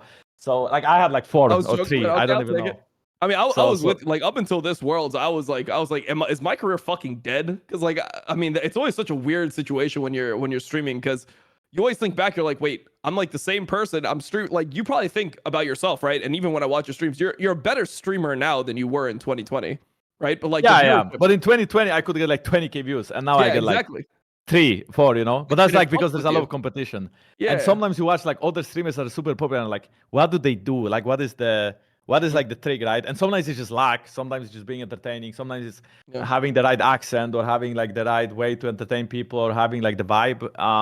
But yeah, I mean, the point is, I'm just trying to like figure it out. And if let's say I feel like maybe it's actually better to try to invest more time into streaming because this is something I could do for the next 10 years. And pro playing is something I could do for the next 2 years. And yes, maybe in pro playing, I would still earn more money, especially with this amount of viewers. I would earn more money in pro playing for the next 2-3 years than I would earn from the stream. But if I can maintain the stream and I can maybe make it better in a year, 2-3 years, maybe in 10 years, long term, maybe I will be able to like be more sustainable and have a job until I'm 40 and not until I'm 30, let's say. Then I feel like maybe that's just worth investigating because the salaries are going down a lot, and it's not like basically I feel like the contracts I got are just not something I like. If I get a contract and I'm like, this roster is omega competitive and the salary is just I can't refuse this, I have to sign this, I would instantly sign. But I just didn't feel like this, right? I feel like maybe the roster is actually really promising, really good, but at the same time salary could be much better, and maybe I should actually think about what is next after that year, right? Or after 2 years. Even if, let's say, I win everything. Privilege for yourself. Like it's a very good position to be in, right? It's like you talked about it before. Like some players are in a position where they need to sign the next thing and they don't wait because that's the position they're in. But you have built like the privilege to choose something that feels right for you, because in the end, I imagine that putting all that effort and hours into like competing, and if you don't feel like it's right, money-wise, team-wise, then you're not going to put the effort that you want to put in. So you've built a very, very strong privilege for yourself because you did the main thing that a lot of players don't do, right? You built your persona, you built momentum in your streaming career, and you've really, really, like you basically have done esports the right way, right?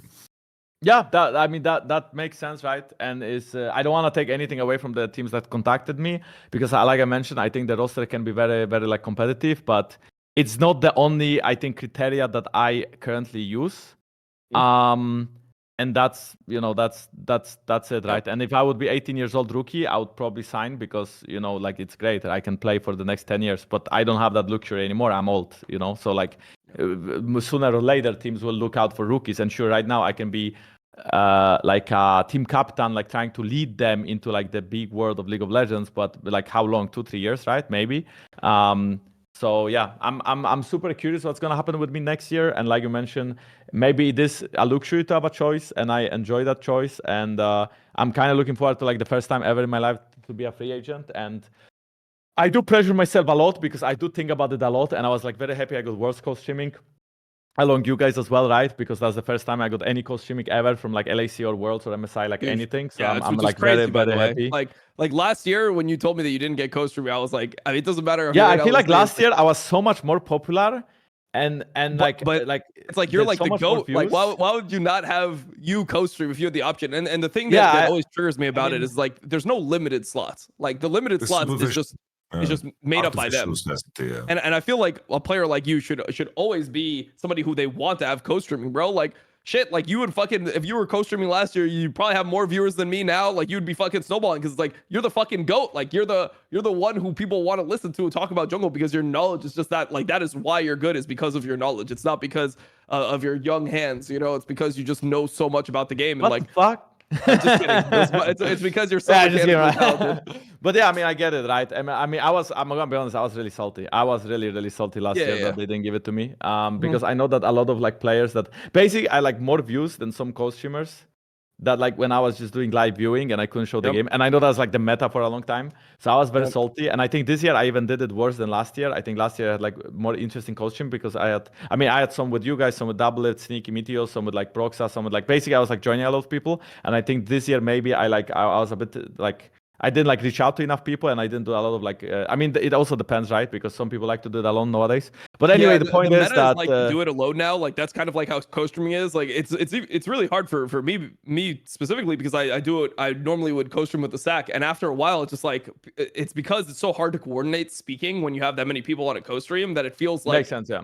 It feels like they want the constant dialogue. The viewers these days want constant, like you just spitting out all your thoughts, just like going through 30 minutes of just of talking, which I'm down to do, but it's just like I kind of like sometimes it's like maybe it's like grass is greener. It's like I wish I could bring more homies on the stream sometimes, but that's just kind of how the meta is, and you just have to adjust with the meta if you want to succeed in this field. But yeah, that is the reality, and I don't really know like what is LAC gonna do next year, right? Like I don't know what's the chance of me getting co-streaming in LAC, right? I think they are like kind of banking.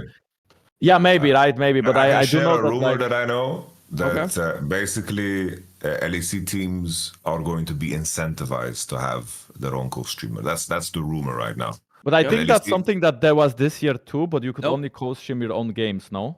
Like No, for example, the Yamato, weren't you part of like G2 co-streaming crew at some point, and you could like co-stream? I on your was own for games? MSI last year for MSI, but then for Worlds I was too. But then Riot said you are not allowed to stream it on your own channel. You have to stream it on the G2 channel. So I had to co-stream Worlds through G2's channel. G2 was very, very helpful. And I think a lot of teams want to be involved. I know it was the case with Tom. It was the case with me too. And I'm a far smaller creator. But it's like it's just the position of LEC is like, yeah, Cadro is allowed to because he has that many viewership, but that's there's fucking 15 but that's kind of like out there or what? Like it doesn't make any sense. I mean, Cadro is allowed to because he has so many viewers, but I feel like they also made him who he is a little bit, right? By like allowing all these things to happen, you know. Like he's definitely the chosen one, but yeah, he's definitely the chosen one. Which are we salty about it? Maybe a little bit, bro. but I mean, at the same time, at the same time, good job, you know. Like he really did well. Like, bro, 200k viewers, that's fucking insane. Like that's insane, for sure. But I mean, like, of course, like maybe Yamato's not salty at all, but like obviously, like what Jankos says is 100% true for me. Like when I got banned in 2020 from co-streaming, like that was something that I always kind of like held. I'm like, what happens if like when I used to be the #1 English co-streaming, or if I just didn't get banned? Because when I got unbanned, it's like LS had overtaken me by 20,000 viewers or something, you know, like Doublelift was like the king. Like it's something that you're always kind of like, they just didn't want they want certain people to be the face of League. They don't want other people to be this, and it's not based off rules. Like people will be like, oh, it's because like of this toxic moment or something. It's like if you go and watch other streams, like obviously Casual is super clean. He's not somebody who's toxic at all on his streams, but there have been people that have been significantly more toxic than somebody like me on a co-stream, and like the rules won't apply to them. So it's always something where Riot understands what they're doing, and I feel like because you know Kadra was somebody who was a caster, they feel like they have him a little bit closer to the chest. They're able to influence things more with him being the top dog. So I think that definitely is something that is being considered.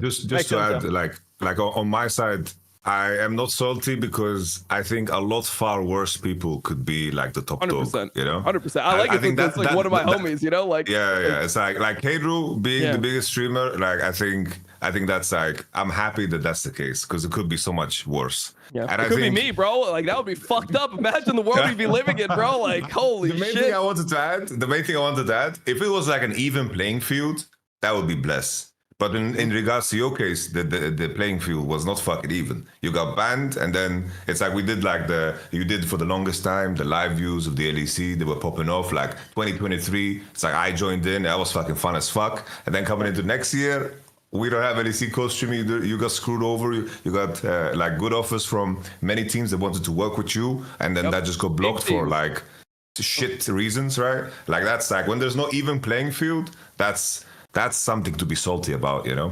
But it's like Kaden being the top dog, I don't mind that because he's a good dude, you know? yeah. Of course. It's like one of the homies. Like I'm happy that it's one of the homies, but it's like every person is going to be selfish to some degree. Like it's not like anything where it's not, because I think the other thing is you mentioned it. You mentioned it when we were all streaming together. Like I remember we did our SAC co-stream that you were in, Jankos, when we talked about BLG G2. And in it, it's just like you get the constant casual updates. Like Yamato's like, are you getting constant casual updates? Like he has just hit this many viewers. Like he has just hit this many viewers. Go check casual stream. How many viewers does he have? Yeah, sometimes Every it time, happens bro. when you are like, oh shit. Actually, I do gotta say this is. I mean, like it makes Not sense. to feel but bad like, when somebody says that though. It's like, yeah, bro, right. Like how much you are more like this streaming other for dude your is own succeeding than audience. you? Yeah, you are streaming for like your own audience, and then like someone just comes here and you see first time message and just comes here to say like, oh my god, K just has 250K, you gotta go see it, and like they force you to make content out of his stream, but that's like, bro, he's like kind of big enough, Let me do my own little thing here. yeah. It just feels bad, bro. It's just like, god damn, like why'd you have to rub it in? Bro, at least you two probably don't get hit with this one. It's like, Yamato, why do you have so little viewers? It's like, bro, happened to me many times. Many people come and say washed or like, oh my god, you are so finished already. Like stop streaming. Every day it always starts as soon as I turn on my stream. I do my intro for like 5 minutes. And you know how Twitch works. Like it takes time to update the viewership, right? And then I'll do my intro. I'll get out of it. I'll be like sipping my coffee. I'll be like, oh shit, there's reckless drama today. Like, oh shit, we got some reckless drama today. Oh shit, it's a Popsley tweet. He's talking some shit about like G2 and Fnatic. What's happening here? And then you just see the comments. It's like, what the fuck? You had 20K viewers yesterday and you only have 500 now? What the fuck happened to you, bro? Like, what the fuck did you do? Were you view botting all the viewers? Like, it's just like, I don't even know what to say. It's like, I'm just a piece of shit, bro. Like, everyone hates me. Like, what do you want me to say? What response is going to validate that concern from you? Because it always comes from like a place where you come off as the bad guy. It comes genuine concern. Like, Jankos, what is wrong with you, man? Are you okay? Like, why is your viewership so low? Like it's not like trying to like make fun of it. It's like it's crazy, bro. It's crazy. It's crazy, bro. And you read those comments and you don't like always like address them, but you read them and it's like you have them at the back of your mind for like at least 5 seconds, before they you just get angry about something else. You're like, man, I fucking hate that they keep on giving Yone, and it's like, why are you so mad about the Yone pick, bro? It's like the trauma just comes out in another form, bro. That's just how it is. Nice. We had our little therapy session. Okay, so there's a couple things. A comment I wanted to make is when you were talking about potentially not playing, one meme that we always have on the live views when we watch LEC is that like all the players are like losing value, and as soon as you stop playing, your value just starts skyrocketing because people are like, holy fuck, like what's going on in like the LEC? Like we have some like bad games here. So maybe the best thing for you take like one split off and people are like, holy fuck, Jankos was good as hell, bro. Like, holy shit, like these junglers are so much worse. And then you get insane contracts. So maybe it'll be blessing in disguise. You get the giga contract after like I mean, I don't know if that's going to be the case because like I mentioned, the salaries are going down. And I feel like, let's say if a team commits to a jungler and they, let's say, pay him 100K a year, right? Mm-hmm. And then they have to sign someone else after 3 months. It's not that great, right? I mean, this is what we did with Trimby, right? We had Kaiser and then we had Trimby like 2 months after. And I don't know exactly how much they paid Trimby or Kaiser. It's just more that like, it's not easy to find money out of nowhere in esports anymore, right? Like the pockets are being a bit droved. So I'm not exactly sure if that's going to be the case, but that's not the way I think, right? I mean, like I said, I would love to go with a bank and not with a shit. I was like 6th place or 8th place and now I'm gone, But I also hope to be tied to LEC anyway. Like my streams will still be about, league and basically I'll be like Dom kind of, or like K-Dral or like Emma. Like basically all of us are the same. All of us are the same thing, So like I will still be doing that. I'll be doing some like other content. For example, yesterday I was playing like a dating sim, which was like a complete banger. Actually, was so funny. But yeah, I mean, I still want to be tied to LEC, right? I wish that LEC would like. I mean, I'm working closely to like Polish Riot, and I'm very grateful because they are the ones who actually. I can give a big shout out to like Polish Riot and Eastern Riot side because these are the guys who actually gave me the co-streaming.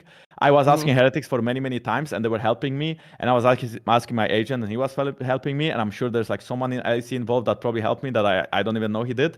But I can definitely say that like the Polish Riot and the Eastern side of Riot Europe are the ones who like really pushed for me and really like made it work for me. So I'm really grateful for that, and they are like helping me to kind of like establish myself more as like a, I guess, content creator, not just a pro player. And it's something I will be looking to do in the future in case I don't play. But yeah, I mean, we will just see, right? We will see where it leads me, kind of. Yeah, no, for sure. So jumping back to something you said like maybe even an hour ago at this point, we were talking about how in G2 they don't have essentially the level of resistance that you would want within Europe. It's like when they play against Fnatic, for example, they're up like 10k gold, they make one play, Noah gets caught, and just you see like the whole game fall apart in such an abnormal way where it's like one guy gets caught, another guy gets caught, another guy gets caught, free Baron. And when you compared that, what you were talking about specifically was that G2 Baron versus BLG, where it's like when there is that resistance, when the enemy team is like there and pressuring you and they're contesting, it's like it might not be real, but it might be real. How scared you have to be of this. Like your response to it not being trained because of the fact that you just don't have that experience domestically, you're just not in those situations that much. How do you even fix this? Because this was a huge point that I had on one of my clips like a couple days ago where I was talking about G2, and I said the same thing about like the level of resistance. And today, for example, we watched Weibo versus LNG, and you look at those games, and even though like people will go to it, and I saw so many comments being like, "Oh, it's shit quality," like there's so many like mistakes being made. But I feel like part of that is inviting the mistake, like having that level of resistance where it's like you're never giving up. Like you look at the game where Weibo ended up losing in that series, and they really fought for it. Like they made sure that the fights that they took were the most real fights they could possibly ever get, like on timings where it made sense with items. They came back in game 3 where it looked unwinnable in a similar situation. So how is this resistance like created? Is it just people not being good enough at the game, or like how do you, or is it just a mentality in Europe where teams are kind of like soft FFing is what I call it? I mean, I think the easiest way to say it is, yeah, probably just say that there is not good enough level, right? But I mean, that's kind of true, and that's maybe there's like more to it, but it's just if no one is contesting G2, it's hard to be in these spots. It's also maybe, I don't know, more BO3s, less BO5s, so even the bad teams could like contest the good teams. But yeah, I agree. I think that the way you explained it, that Weibo had like a very good, like I don't think any team in Europe would won these games against LNG. Because the way they would like fearless starting the Nash, knowing that they absolutely must force a 5v5 because they're getting completely fisted on side lane, is something that like they understood, and they actually played the fight very well without panicking, and that's how they won, I think, 2 out of 3 games where they like forced these Nashes at not even great timing. It's just they knew they had to do it. They were willing to pull the trigger, and maybe like they either got a summoner spell or a peak or an ult, and they knew this is the okay. So maybe it's a perfect time, but it's like it was the best they could go for, right? Yeah. And I think in Europe, there's not many teams that will be willing to take so much risk.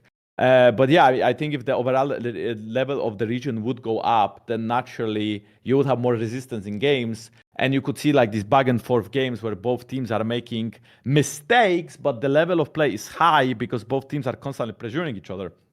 Often in Europe, the games we see is games that are very slow, where the teams are not actually doing anything. And then we all meet and handshake the Drake, and then we just like snowball that way, right? Yeah, I mean, it must be frustrating. I'd love to hear your experience because it must be frustrating for you because you're somebody who like you can read the game as if you're outside of the game in the game. I feel like that's one of your biggest strengths. You're like you can see like the story of the game, and a lot of times on Heretics you would be part of these games where I assume it was extremely frustrating. So like from your perspective in those games, like how do you break out of that? Because it must have felt like such a box that you're trapped in because like it feels like there's never a good time to do anything. I mean, I think it's also like player willingness to look for plays. If you see a play as a team, you will do it. If you are sitting on stage and you understand that like your comp is supposed to do this, but no one is really looking, then you will not look either. It's something that comes from scrims, and it's something that comes from like your team identity kind of thing, where like what is the game you want to play? Is it the fast game of 2 lanes, or is it the slow game of 3 lanes? And how much how farm efficient do you want to be, and how many ways you want to drop to actually like force a fight? Or yeah, I mean, it's overall comes to like how many plays does the team see, but just from scrims and from the game that you are committing yourself to play when you discuss the team practice games, if that makes any sense. And I think in Heretics, we had a lot of issues, and I think some of them were draft related. Like bro, like I had a meeting with my coaches. And I telling them, I'm gonna be honest. I told them I can't play the game here because I felt like basically, like we not taking away anything from my teammates, because I think maybe all of us besides Flacket will be jobless next year. but like it felt like we really like scaling, and we really wanted to go for scaling. And it didn't matter if we are gonna pick on 1, 2, 3, 4, 5. We would still pick scaling, and we would still try to scale. And the matchups we liked were the matchups that would allow us to like be stronger after a few items or a few levels. So 3 losing lanes can't fucking play. That's like the simple way to put it, right? That like 3 losing lanes. But yes, I think was the case. But that was also something that like I collectively, I mean, I thought that we need to play at some point to our team identity, and our team identity was just not what was the meta back then, which was like very aggressive lanes and AP jungle. I felt like I could play AP jungle, but I felt like having a lot of winning lanes was just, maybe I did something wrong and maybe I would puff too late, or maybe I would just not cover the lane I'm supposed to because maybe we didn't put enough practice in that, or maybe the lanes were out of practice and they couldn't win much as they're supposed to.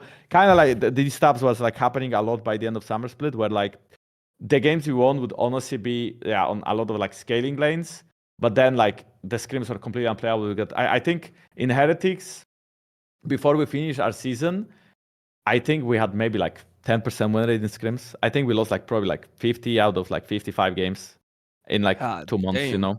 Did it change after Perkz, Zviru? What was the percentage with Perkz? I mean, actually, when Zviru came, we started winning scrims, but that was in Spring Split.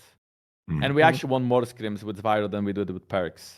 But I feel like that was like the best meta for Zviru. He really loved Azir and Nico, and both of them were OP. The problem is that Azir was, I think, banned at some point because of a bug, or he was like global banned. Yeah, disabled. And then Nico could get banned. And then like, what do you play after? And I think he had like some good games on Ari, for example. But I think Zviru came with like a lot of confidence when he like came from ERL. And he had like back then we were trying to like learn better how to play 2-lane timings. And I think he had like that down because we had similar coaching stuff. He had like very like good understanding of 2-lane timings, and that kind of like speed up the process. But at some point, I think there was a lot of confidence shatter just laning against really good players. You know, like when you play against like ERL players and then you have to lane against caps, like it's slightly different, right? Like the way. Yeah, I feel like it challenges your identity, because you might like think about yourself in a certain way where you're like, I'm a really good laner, and then you start playing against these guys and you're like, so what am I? If I'm not a really good laner, what am I? I feel like that's the hardest part. Yeah, kind of, exactly. So I think we had like probably, I mean, I still think we did like okay-ish, right? We took Fnatic, I think, to 3 games in spring, and it seemed like we were like building on it. Considering we didn't have that much time to practice before the split started, we actually had like a pretty good spring split. And then we completely collapsed in summer, and the meta shifted away from like these mages, and we had to play AD mids, which I don't think Zviru was like proficient at. And then we had to play AP junglers, which I didn't really play that much as well. Like I could be much better at that. And then we had to play, I felt like with that, you kind of actually wanted winning silence as well. You didn't want to like lock yourself into like losing sides, because you wanted jungle that could play for himself very selfishly to farm up and then transition that lead to lanes. But the lanes were like, you needed the lanes to kind of support you in the early game. But it's something that we were not good at, because Wunder is, in my opinion, always more of a, like he's really great weak side player in my opinion, and he's like really good tank player, and he can like soak the pressure without actually giving up many resources, and he really has good understanding of that, and then you can count on him being useful in mid game no matter what. And I think Flacket is the same in my opinion. Like Flacket is like very good at team fighting, and he like doesn't really easily like lose lanes, and he can like go even, and he can farm well, and he can team fight. But I feel like both lanes and including Zviru at some point, I feel like all of us all of 3 lanes with jungle, we couldn't really play the winning side often. And we had some winning drops against GX, and we actually stomped them in game 2, and I got Brand, and Zviru I think got Tristana. But then as soon as like Tristana was banned, I couldn't play AP jungle anymore because there was no AD mid laner. And we opted into like Vicom, because that's something that we played the most in scrims besides the Tristana, I guess. And that we just lost the game to like Morgana Zeri mid. And that was the meta where like Zeri mid, Kai'Sa mid, Smolder mid, fucking Lucian mid. Like so many disgusting AD carry, broken roll, disgusting Riot. I hate, no, sorry, not Riot, we can cut that. I love Riot and I love costuming, but I hate AD carry meta. And that was something that like, it was really, again, it's excuse because pro players are supposed to play everything. but you still are sometimes good at something and good at nothing, especially that I don't think any of our players should be considered a rookie. So there is certain things we play throughout our career. And as much as I have confidence in myself that I can play everything, I'm just going to pick it. And if I run it down and let's say I lost, I think 6 out of 7 bye games and I still picked it because I had confidence I can play the champ. And then we ended up losing the game, right? And maybe it was only through the bye pick, maybe it was through like other stuff, but at least this particular style is not something that I think Team Heretics was good at. And maybe in Spring Split we would go a bit further, but we would still not contest for top 3. That's kind of how I see it. Yamato, you have anything to add to that? In hindsight. Bro, I just wanted to ask, because we heard the Perkz side of the story. My understanding is that there was like clashes between players and the coaches at times, because obviously it's like that there's very historic players on this roster, and you guys know how to win, right? Well, from your perspective, what went down with Perkz, and how did that news come to you? How did you take it? Like, how did you view that whole situation? I mean, I don't like. Okay, so like I mentioned, because Team Heretics management was like never really bad to me, and they did give me like a pretty decent salary, right? So they did, I guess, trust me to like carry the team for 2 years. You just pay Jankos off, okay? No, they didn't pay me off to keep my mouth shut. That didn't happen, guys. No, that definitely did not happen. It's just, I mean, that was unexpected. At some point, we were just like in a room. Like basically, we finished day of scrims, and after finishing the day of scrims, we got to know that Perkz is not playing anymore. Like we just played with him, and then he was out like within 5 minutes. And there was something between apparently him and the management that was just, you know, it couldn't be the way it was, and that's it. That was it. And it was like between him, management, and coaches. And in my opinion, it was wrong, and I didn't like how it was handled. And if they wanted to kick him, that's understandable if they want to, but like I think the way they approached it was wrong. But at the same time, I think the things that he was kicked for is something that he would never get kicked for in G2. You know? Like the way I was raised as a player, if he did all of these things he did, and they said he did, he would never get kicked from G2. And I doubt he would ever get kicked from like Cloud9, for example, or I don't know what other teams he played at, right? Like these two at least.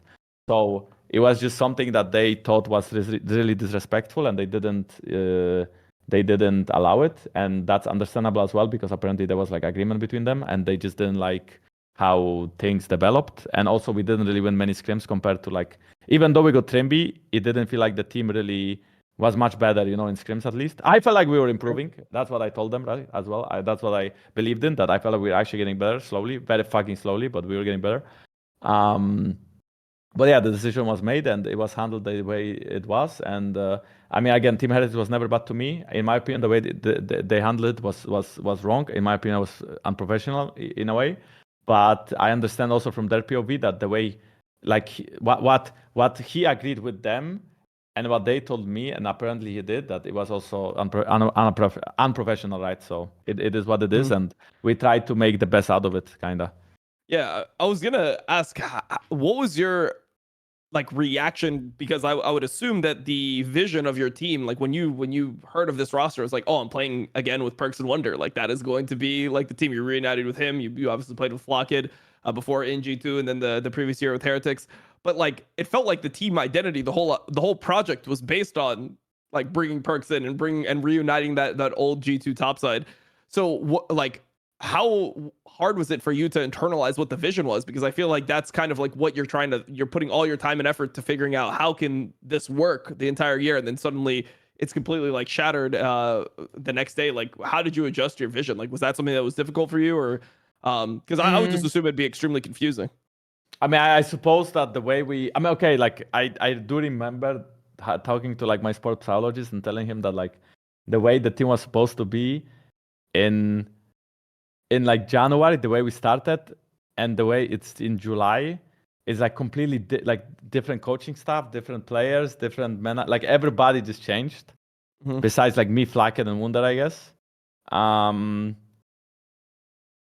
I mean, yeah, we still did what we could do, right? And again, like every change that was made in the sake of making the team better, not worse, right? Like I can't take it away from Team Heretics that like they try to always make it better, not make it worse. I mean, whether they made the correct decisions or not, we will never know, because in the end, I guess we didn't even make playoffs in summer split. And no, actually we did, but did we? I think we did, but we lost to GX, right? And then that would like put us out because we were not top 6 in the championship split, right? But yeah, I mean, I had different expectations for sure. I thought that all of us will be like slightly better. I also thought that like, I mean, we were like there were like a lot of different pages and different books being written in the reviews back then, right? Like there was a lot of different ideas on like how to play the game, and we had to like repeat a lot of stuff that technically is known, but at the same time, maybe like you forget about it, right? Because maybe like the playstyle I had to play last year, or like, I mean, in 2023 was different than I had to play in 2024, but to these things you had to adjust and like see. And maybe you could also say that like a lot of us were washed, right? Because I mean, like not always we would perform according to like fan expectations. But yeah, I mean, it didn't work out, right? So for me, it's honestly mostly about the future now, right? I just want to focus on that because, I mean, as much as it didn't work out, I still have a lot of trust in myself, and I think I can perform on a very high level. And I mean, maybe I'm just selfish and delusional. I don't know, right? But I have like a lot of confidence that I'm still really good at the game. So. Yeah. Well, I mean, we're hitting close to the 2-hour mark. Normally, this is where we end up ending the episode, but we always throw it to our guests before we are done with the episode to see if there's anything that you wanted to talk about on the show that you didn't get to talk about. If there's any topics that you really wanted to talk about, you didn't get a chance to discuss. I think we did similar show in the past anyway. No. We did Crackdown, and we covered like a lot of like the early career and stuff like that. That's why we didn't go into it as much in this episode. I mean, the thing about me is that I always yab a lot. So like it's not like, you know, like right now my mind is empty because I just kind of emptied every time I get to speak. So I don't really have like something that I really want to say. Maybe there is a question I could answer, sure. But I think we had a pretty good conversation. Yamato, you got something? I have one. It's just a curiosity. Maybe I missed. Maybe the story is out in the open. But you transitioning out of G2. How did this all go down? Considering you were such a staple point and you had a fantastic year, I think in 2022 as well. I think that back in the day, I think I treated like, I think the way so basically I was like big team captain in G2 in 2022, and it was like my team and Capsa's team, because it was like the time where we said we need to change at least Reki, I guess, right? Like me and Caps really wanted to like, we didn't think we could work with like us and him. And G2 also wanted to change Wunder and Mickey. That wasn't like through us back then. And we ended up with like BB, which was fucking insane. And we ended up with like Flacket and Targa, which were really, really good upcoming prospects that are still in there and still can perform well. And I think that the way I was within the team, I felt I was like a really big leader of the team. But I think the way I acted at the MSI and Worlds was like a little bit of a bitch, I would say. Like I think at MSI, we had a lot of issues because we would get like in scrims normally in Europe we would like stomp everybody, but then on MSI we would get like ass handled by T1. And I remember like going to Worlds that year, and I remember like on jet lag with not working PCs, we got like silver accounts from Riot back then for some reason.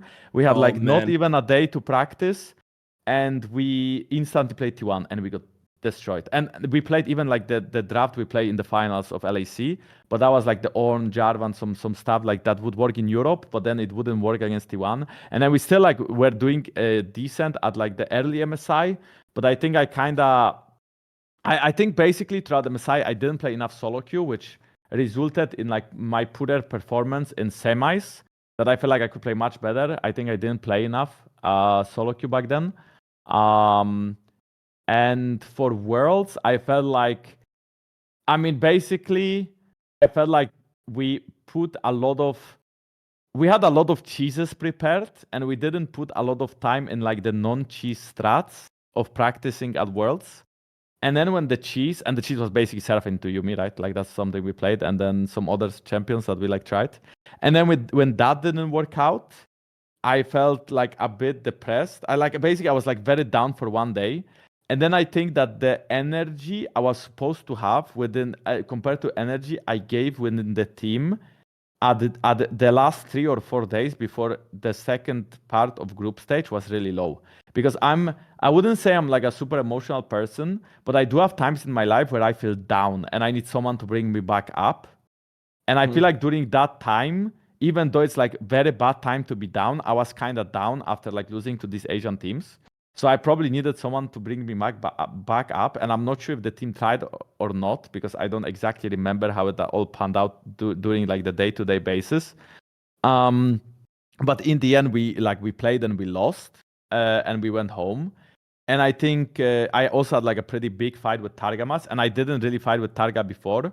But the way I think that like the roster was, I remember talking to like a lot of players individually, and I remember talking to my manager. And the things I was being told is I felt like I need to act. And the things that I heard from Targa, the things I heard from Romain about me, the things I knew about the team that are not spoken, these things are not spoken out loud. I feel like there was a lot of burden on myself, and I didn't have anyone to talk to about this because I feel like it's my burden to carry. And I think that kind of just like, it's something I wasn't aware of, but that really brought me down in a lot of moments. And I think it happened both during MSI and during Worlds, because the pressure was way higher, the competition was way harder, and I just couldn't deal with like both the pressure within the team, but like to also be insane and to like destroy everyone when you're getting fucked in scrims, right? So I think that because of the way I acted at both MSI and Worlds, and it's not something that like MSI was basically, I think I didn't play enough solo queue, and Worlds I think I was down for like 3 or 4 days. And I think these, in my opinion, were like the biggest reasons why G2 decided to move on and try to look for a different jungler. And I honestly think that's just justifiable completely. Even though I heard that I'm irreplaceable during the season, and like, what will we do if you want to leave? Oh my God, you have to stay in the team. That's what I heard, by the way. I'm not sure. It was from like people within the team that were not players. So I thought I'm fucking safe. Well, I wasn't. And I got kicked. And then when I got kicked, I was fine with that, and I understood, and I was like, yeah, okay, that makes sense. I apparently also heard that Caps doesn't want to play with me anymore, and that also makes sense because, you know, I did not behave the best at these 2 international events, and me and Caps also go like very long time together, so it makes sense that both of us will move on and play with different people. I don't know how much is it true about the Caps not wanting to play with me or not. Like, I didn't actually directly ever ask him because I didn't really mind, because if he doesn't, it's fine. If he does, it's fine. I don't care, right? But I was a bit contract jailed, so I couldn't really leave to any team I wanted. It was a buyout, and the buyout was very high. It was, I think, above 1 million at first, and then it went down to like maybe like 50k. I'm not sure, but when it went down to 50k, that was like already the time where not many teams needed a jungler, and that's kind of how I still decided to play in Team Heretics, because I could just be on the bench in G2. That's what I actually planned on doing back in the day, like 2 years ago. I was planning to be on the bench because my contract was like, I think 50% salary, and I think 50% in salary on the bench in G2 back then, from 2022 and 3, would be like really high. The 50% I would still get, but still really good salary. So I mean, it would be lower than what I got in Heretics, but it would be higher than like probably whatever I'm gonna get this year is gonna be like lower than like what would I have 50% of G2 that year, right? So I was planning intending on stay on the bench, but then it seemed to me like Heretics is trying to be like a competitive roster, and they were trying to get a lot of rookies, and they were trying to like get Abby from Japan, which was always at Worlds, and they tried to get like Ruby, which was low-key a rookie, and Mersa did pretty decent in LAC, and Jack Spectra, who was upcoming like rookie from ERL, so I felt like the team can actually fight well. And also that was the year where they changed the system in LAC, so I thought I can't miss it. I thought like I absolutely need to be part of it because this is gonna be insane, and I really want to compete.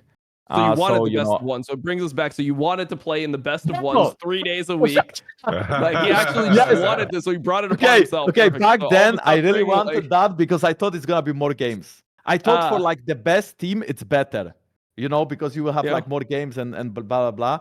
And obviously, I still like the fact that there's more games. I just wish that more games would happen in less days. That's all right. Like I still like this system than the system we had before 2023, but just make it 2 instead of 3 days for each team to play, and that's completely fine with me, right? Like I'm okay with that.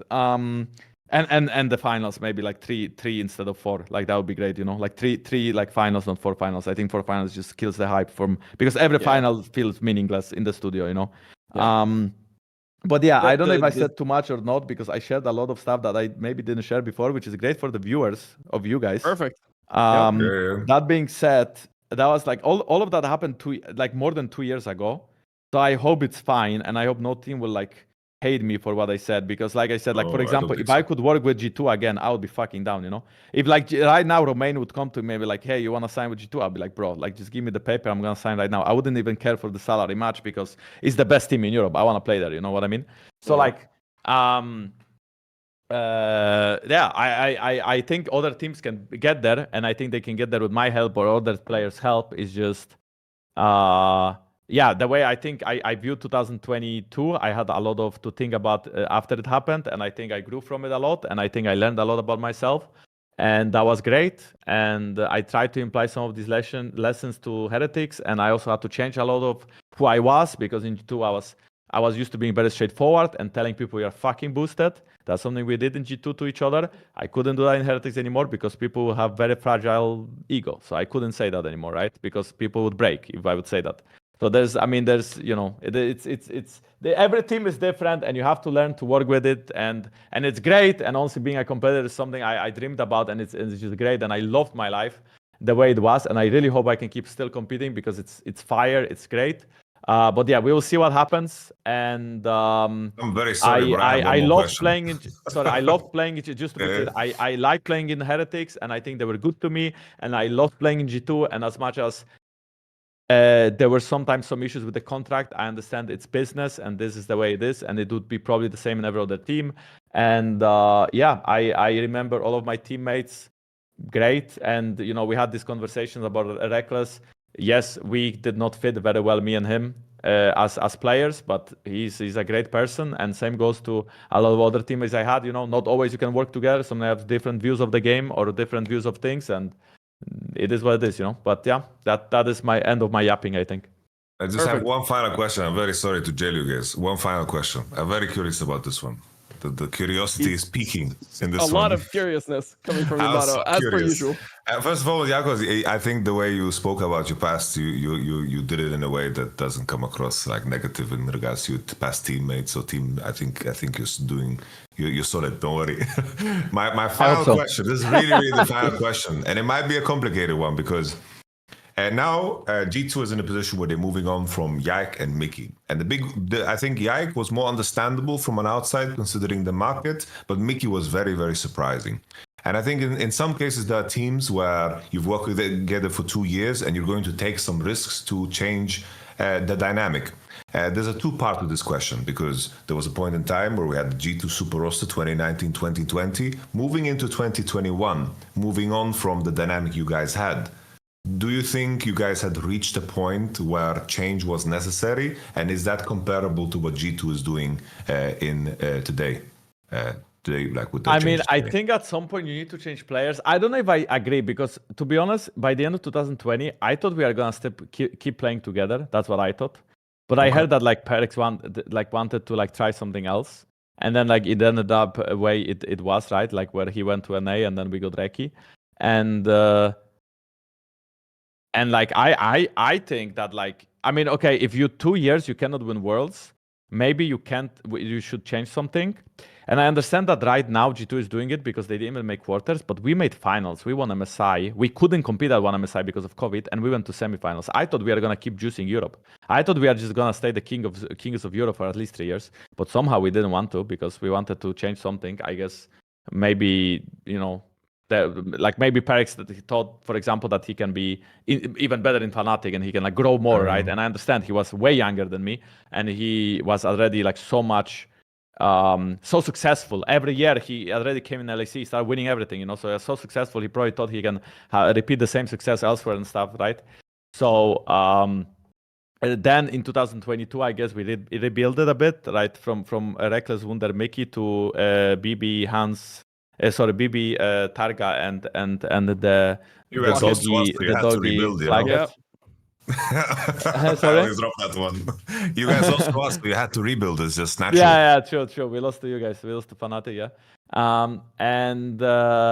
Well, I mean, I think the rebuild went like okay, but you could clearly see that we are not the same and we can't compete with the Asian teams. And this is why MSI, we went to semis, but semis at MSI back then was like easy, right? You just had to basically be top, I think, 4, but there was only one Chinese, one Korean team. So you had to be top 4 with like these in mind. So you had to be the A and then you had to be wildcards. That's easy, right? Well, we actually barely made it back then, but you know, I think even in 2019, we barely made it. Yeah. So, but yeah, we made it and we completely fucked over Evil Geniuses in your face. I will admit it. So, True. And then, you know, at Worlds, it was clearly obvious that, like, for example, I think maybe Targa and Placket needed some growing to be at the level of a lot of Eastern bot lanes. And maybe I was getting washed and maybe BB wasn't there yet. Like, BB now and in 2022 is 2 different players, you know? Like, maybe he still, back then, he still had this thing of, like, picking random champs and doing well. But, like, right now, he's insane. Like, he can play everything. He can do everything. He's performing so insane. Back then, he was still not the BB that like, we see now, right? So he grew a lot, you know? So I think they decided to change again. They thought, okay, I'm getting washed and I'm being weird. So maybe they should kick me. And then they should also kick bot lane because they can get better players, which is Mickey and Hans. At that time, at least, right? And Mickey and Hans were considered the best AD carry, the best support, right?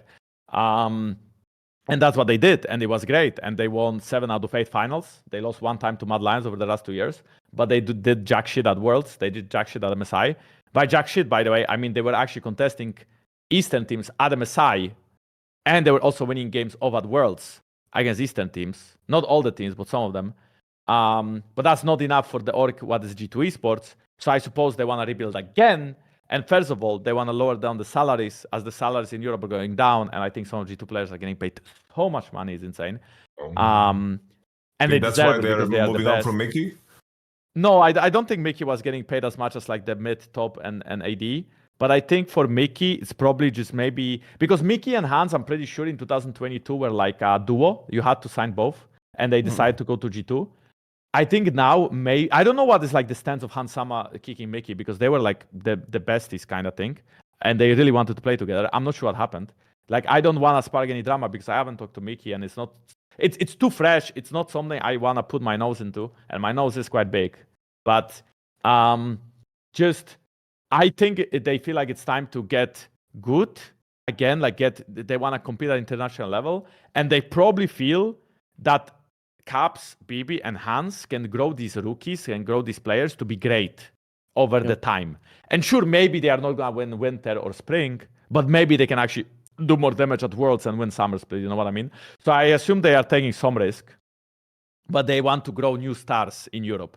And I think that's also a good approach to making a great team. When you already have great players and then you pick up rookies that are promising and then you build them to great players, that's a good system as well, right?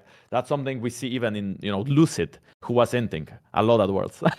But he was also doing, like, he had these moments where he's shining, when you can see he's like insane mechanically, really great game understanding, and then he just goes to the Wolves on Listen because he wants to flank and he gets caught. So there's like there's like some things where he does that are like very weird, but some things he does great. And don't get started on Moham.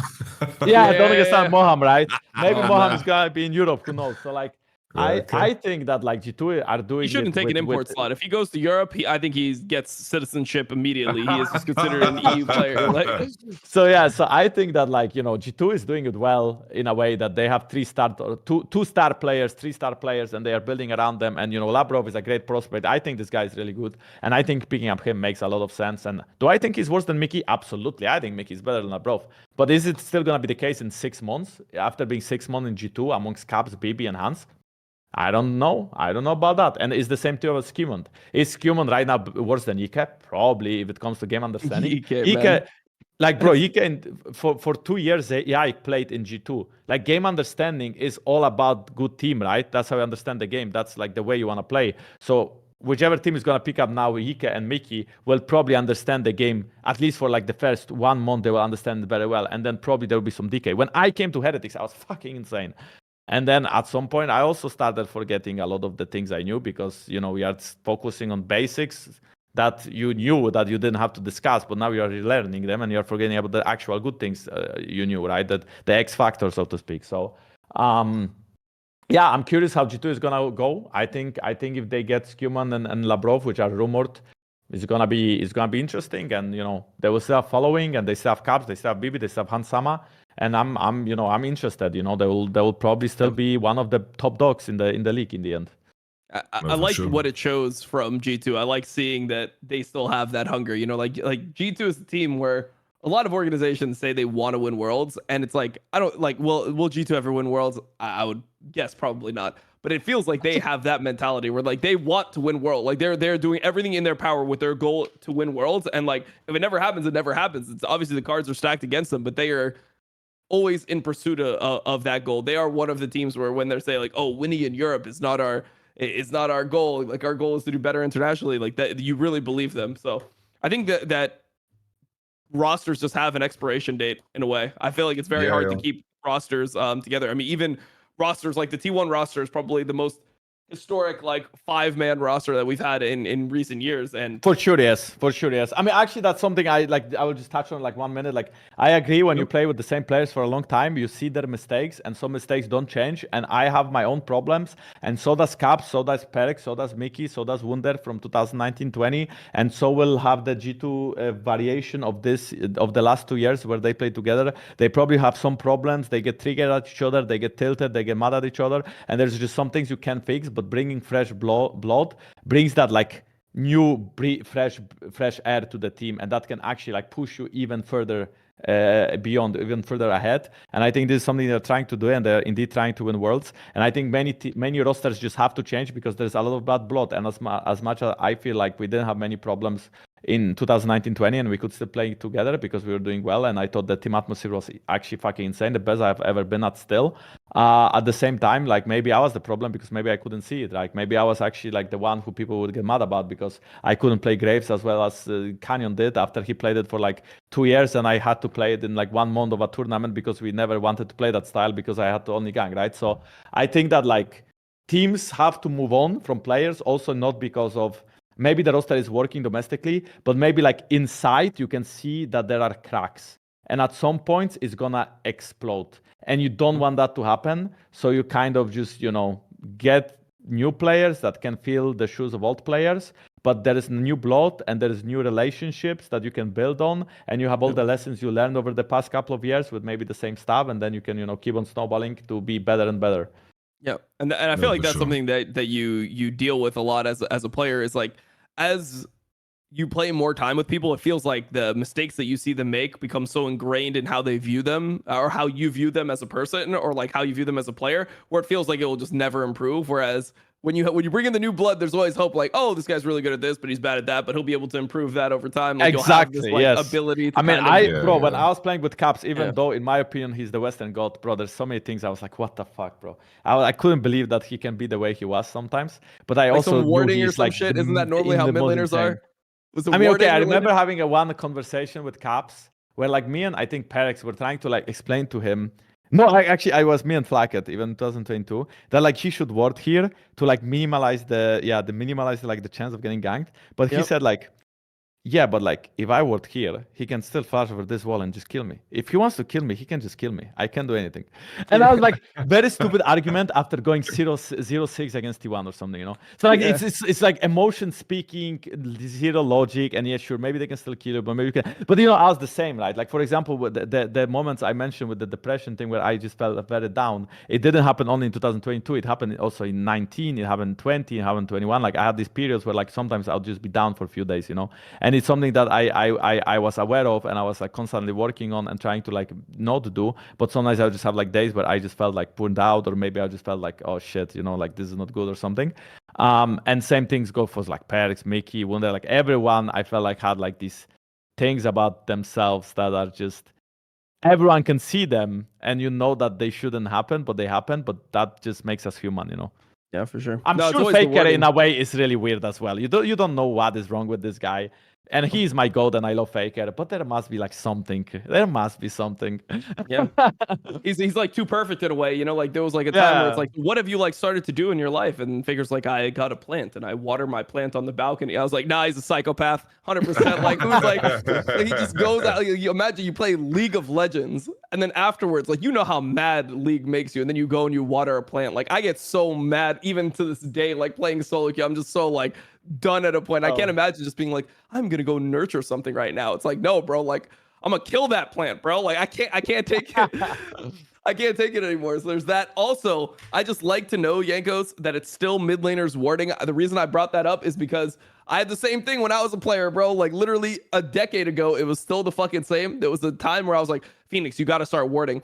And I had our analyst track how many pink wards was bought by Phoenix, how many pink wards he bought over the course of an entire split. In all of spring split 2015, apparently, according to our analyst, who was Marcin at the point, commissioner, he bought 9 pink wards and 18 best of ones. So 0.5 pink wards a game. And this is when, you know, they were just fucking mega OP. So we'll end on that note of me just being salty and flaming my former teammates. So thank you for being here, Jankos. I appreciate you joining. Super easy to do podcast with you. You gave us a ton of information, a bunch of insights and stuff. I have to advertise my YouTube channel because it's dying. So if anyone can check it out, bro. Please. Nice. Yeah, go YouTube. Go It was Jankos the YouTube tag, channel. Jankos LOL or Jankos? I think it's Jankos. Yeah. Nice. Nice. Well, Just that's type not in the best Jankos. advertisement. I will just give it to the guy who's recording it, and hopefully he will like put it somewhere in the video. And it's gonna be Yeah, we'll put it just Jankos YouTube channel. Just fucking type into Google Jankos YouTube. You'll find it there. And also, while you're at it, subscribe to this channel as well, motherfucker, because we've got good content every week. We got a bunch of interviews with pro players and everything on Last Free Nation. So thank you guys for watching, and we'll see you next week for another episode.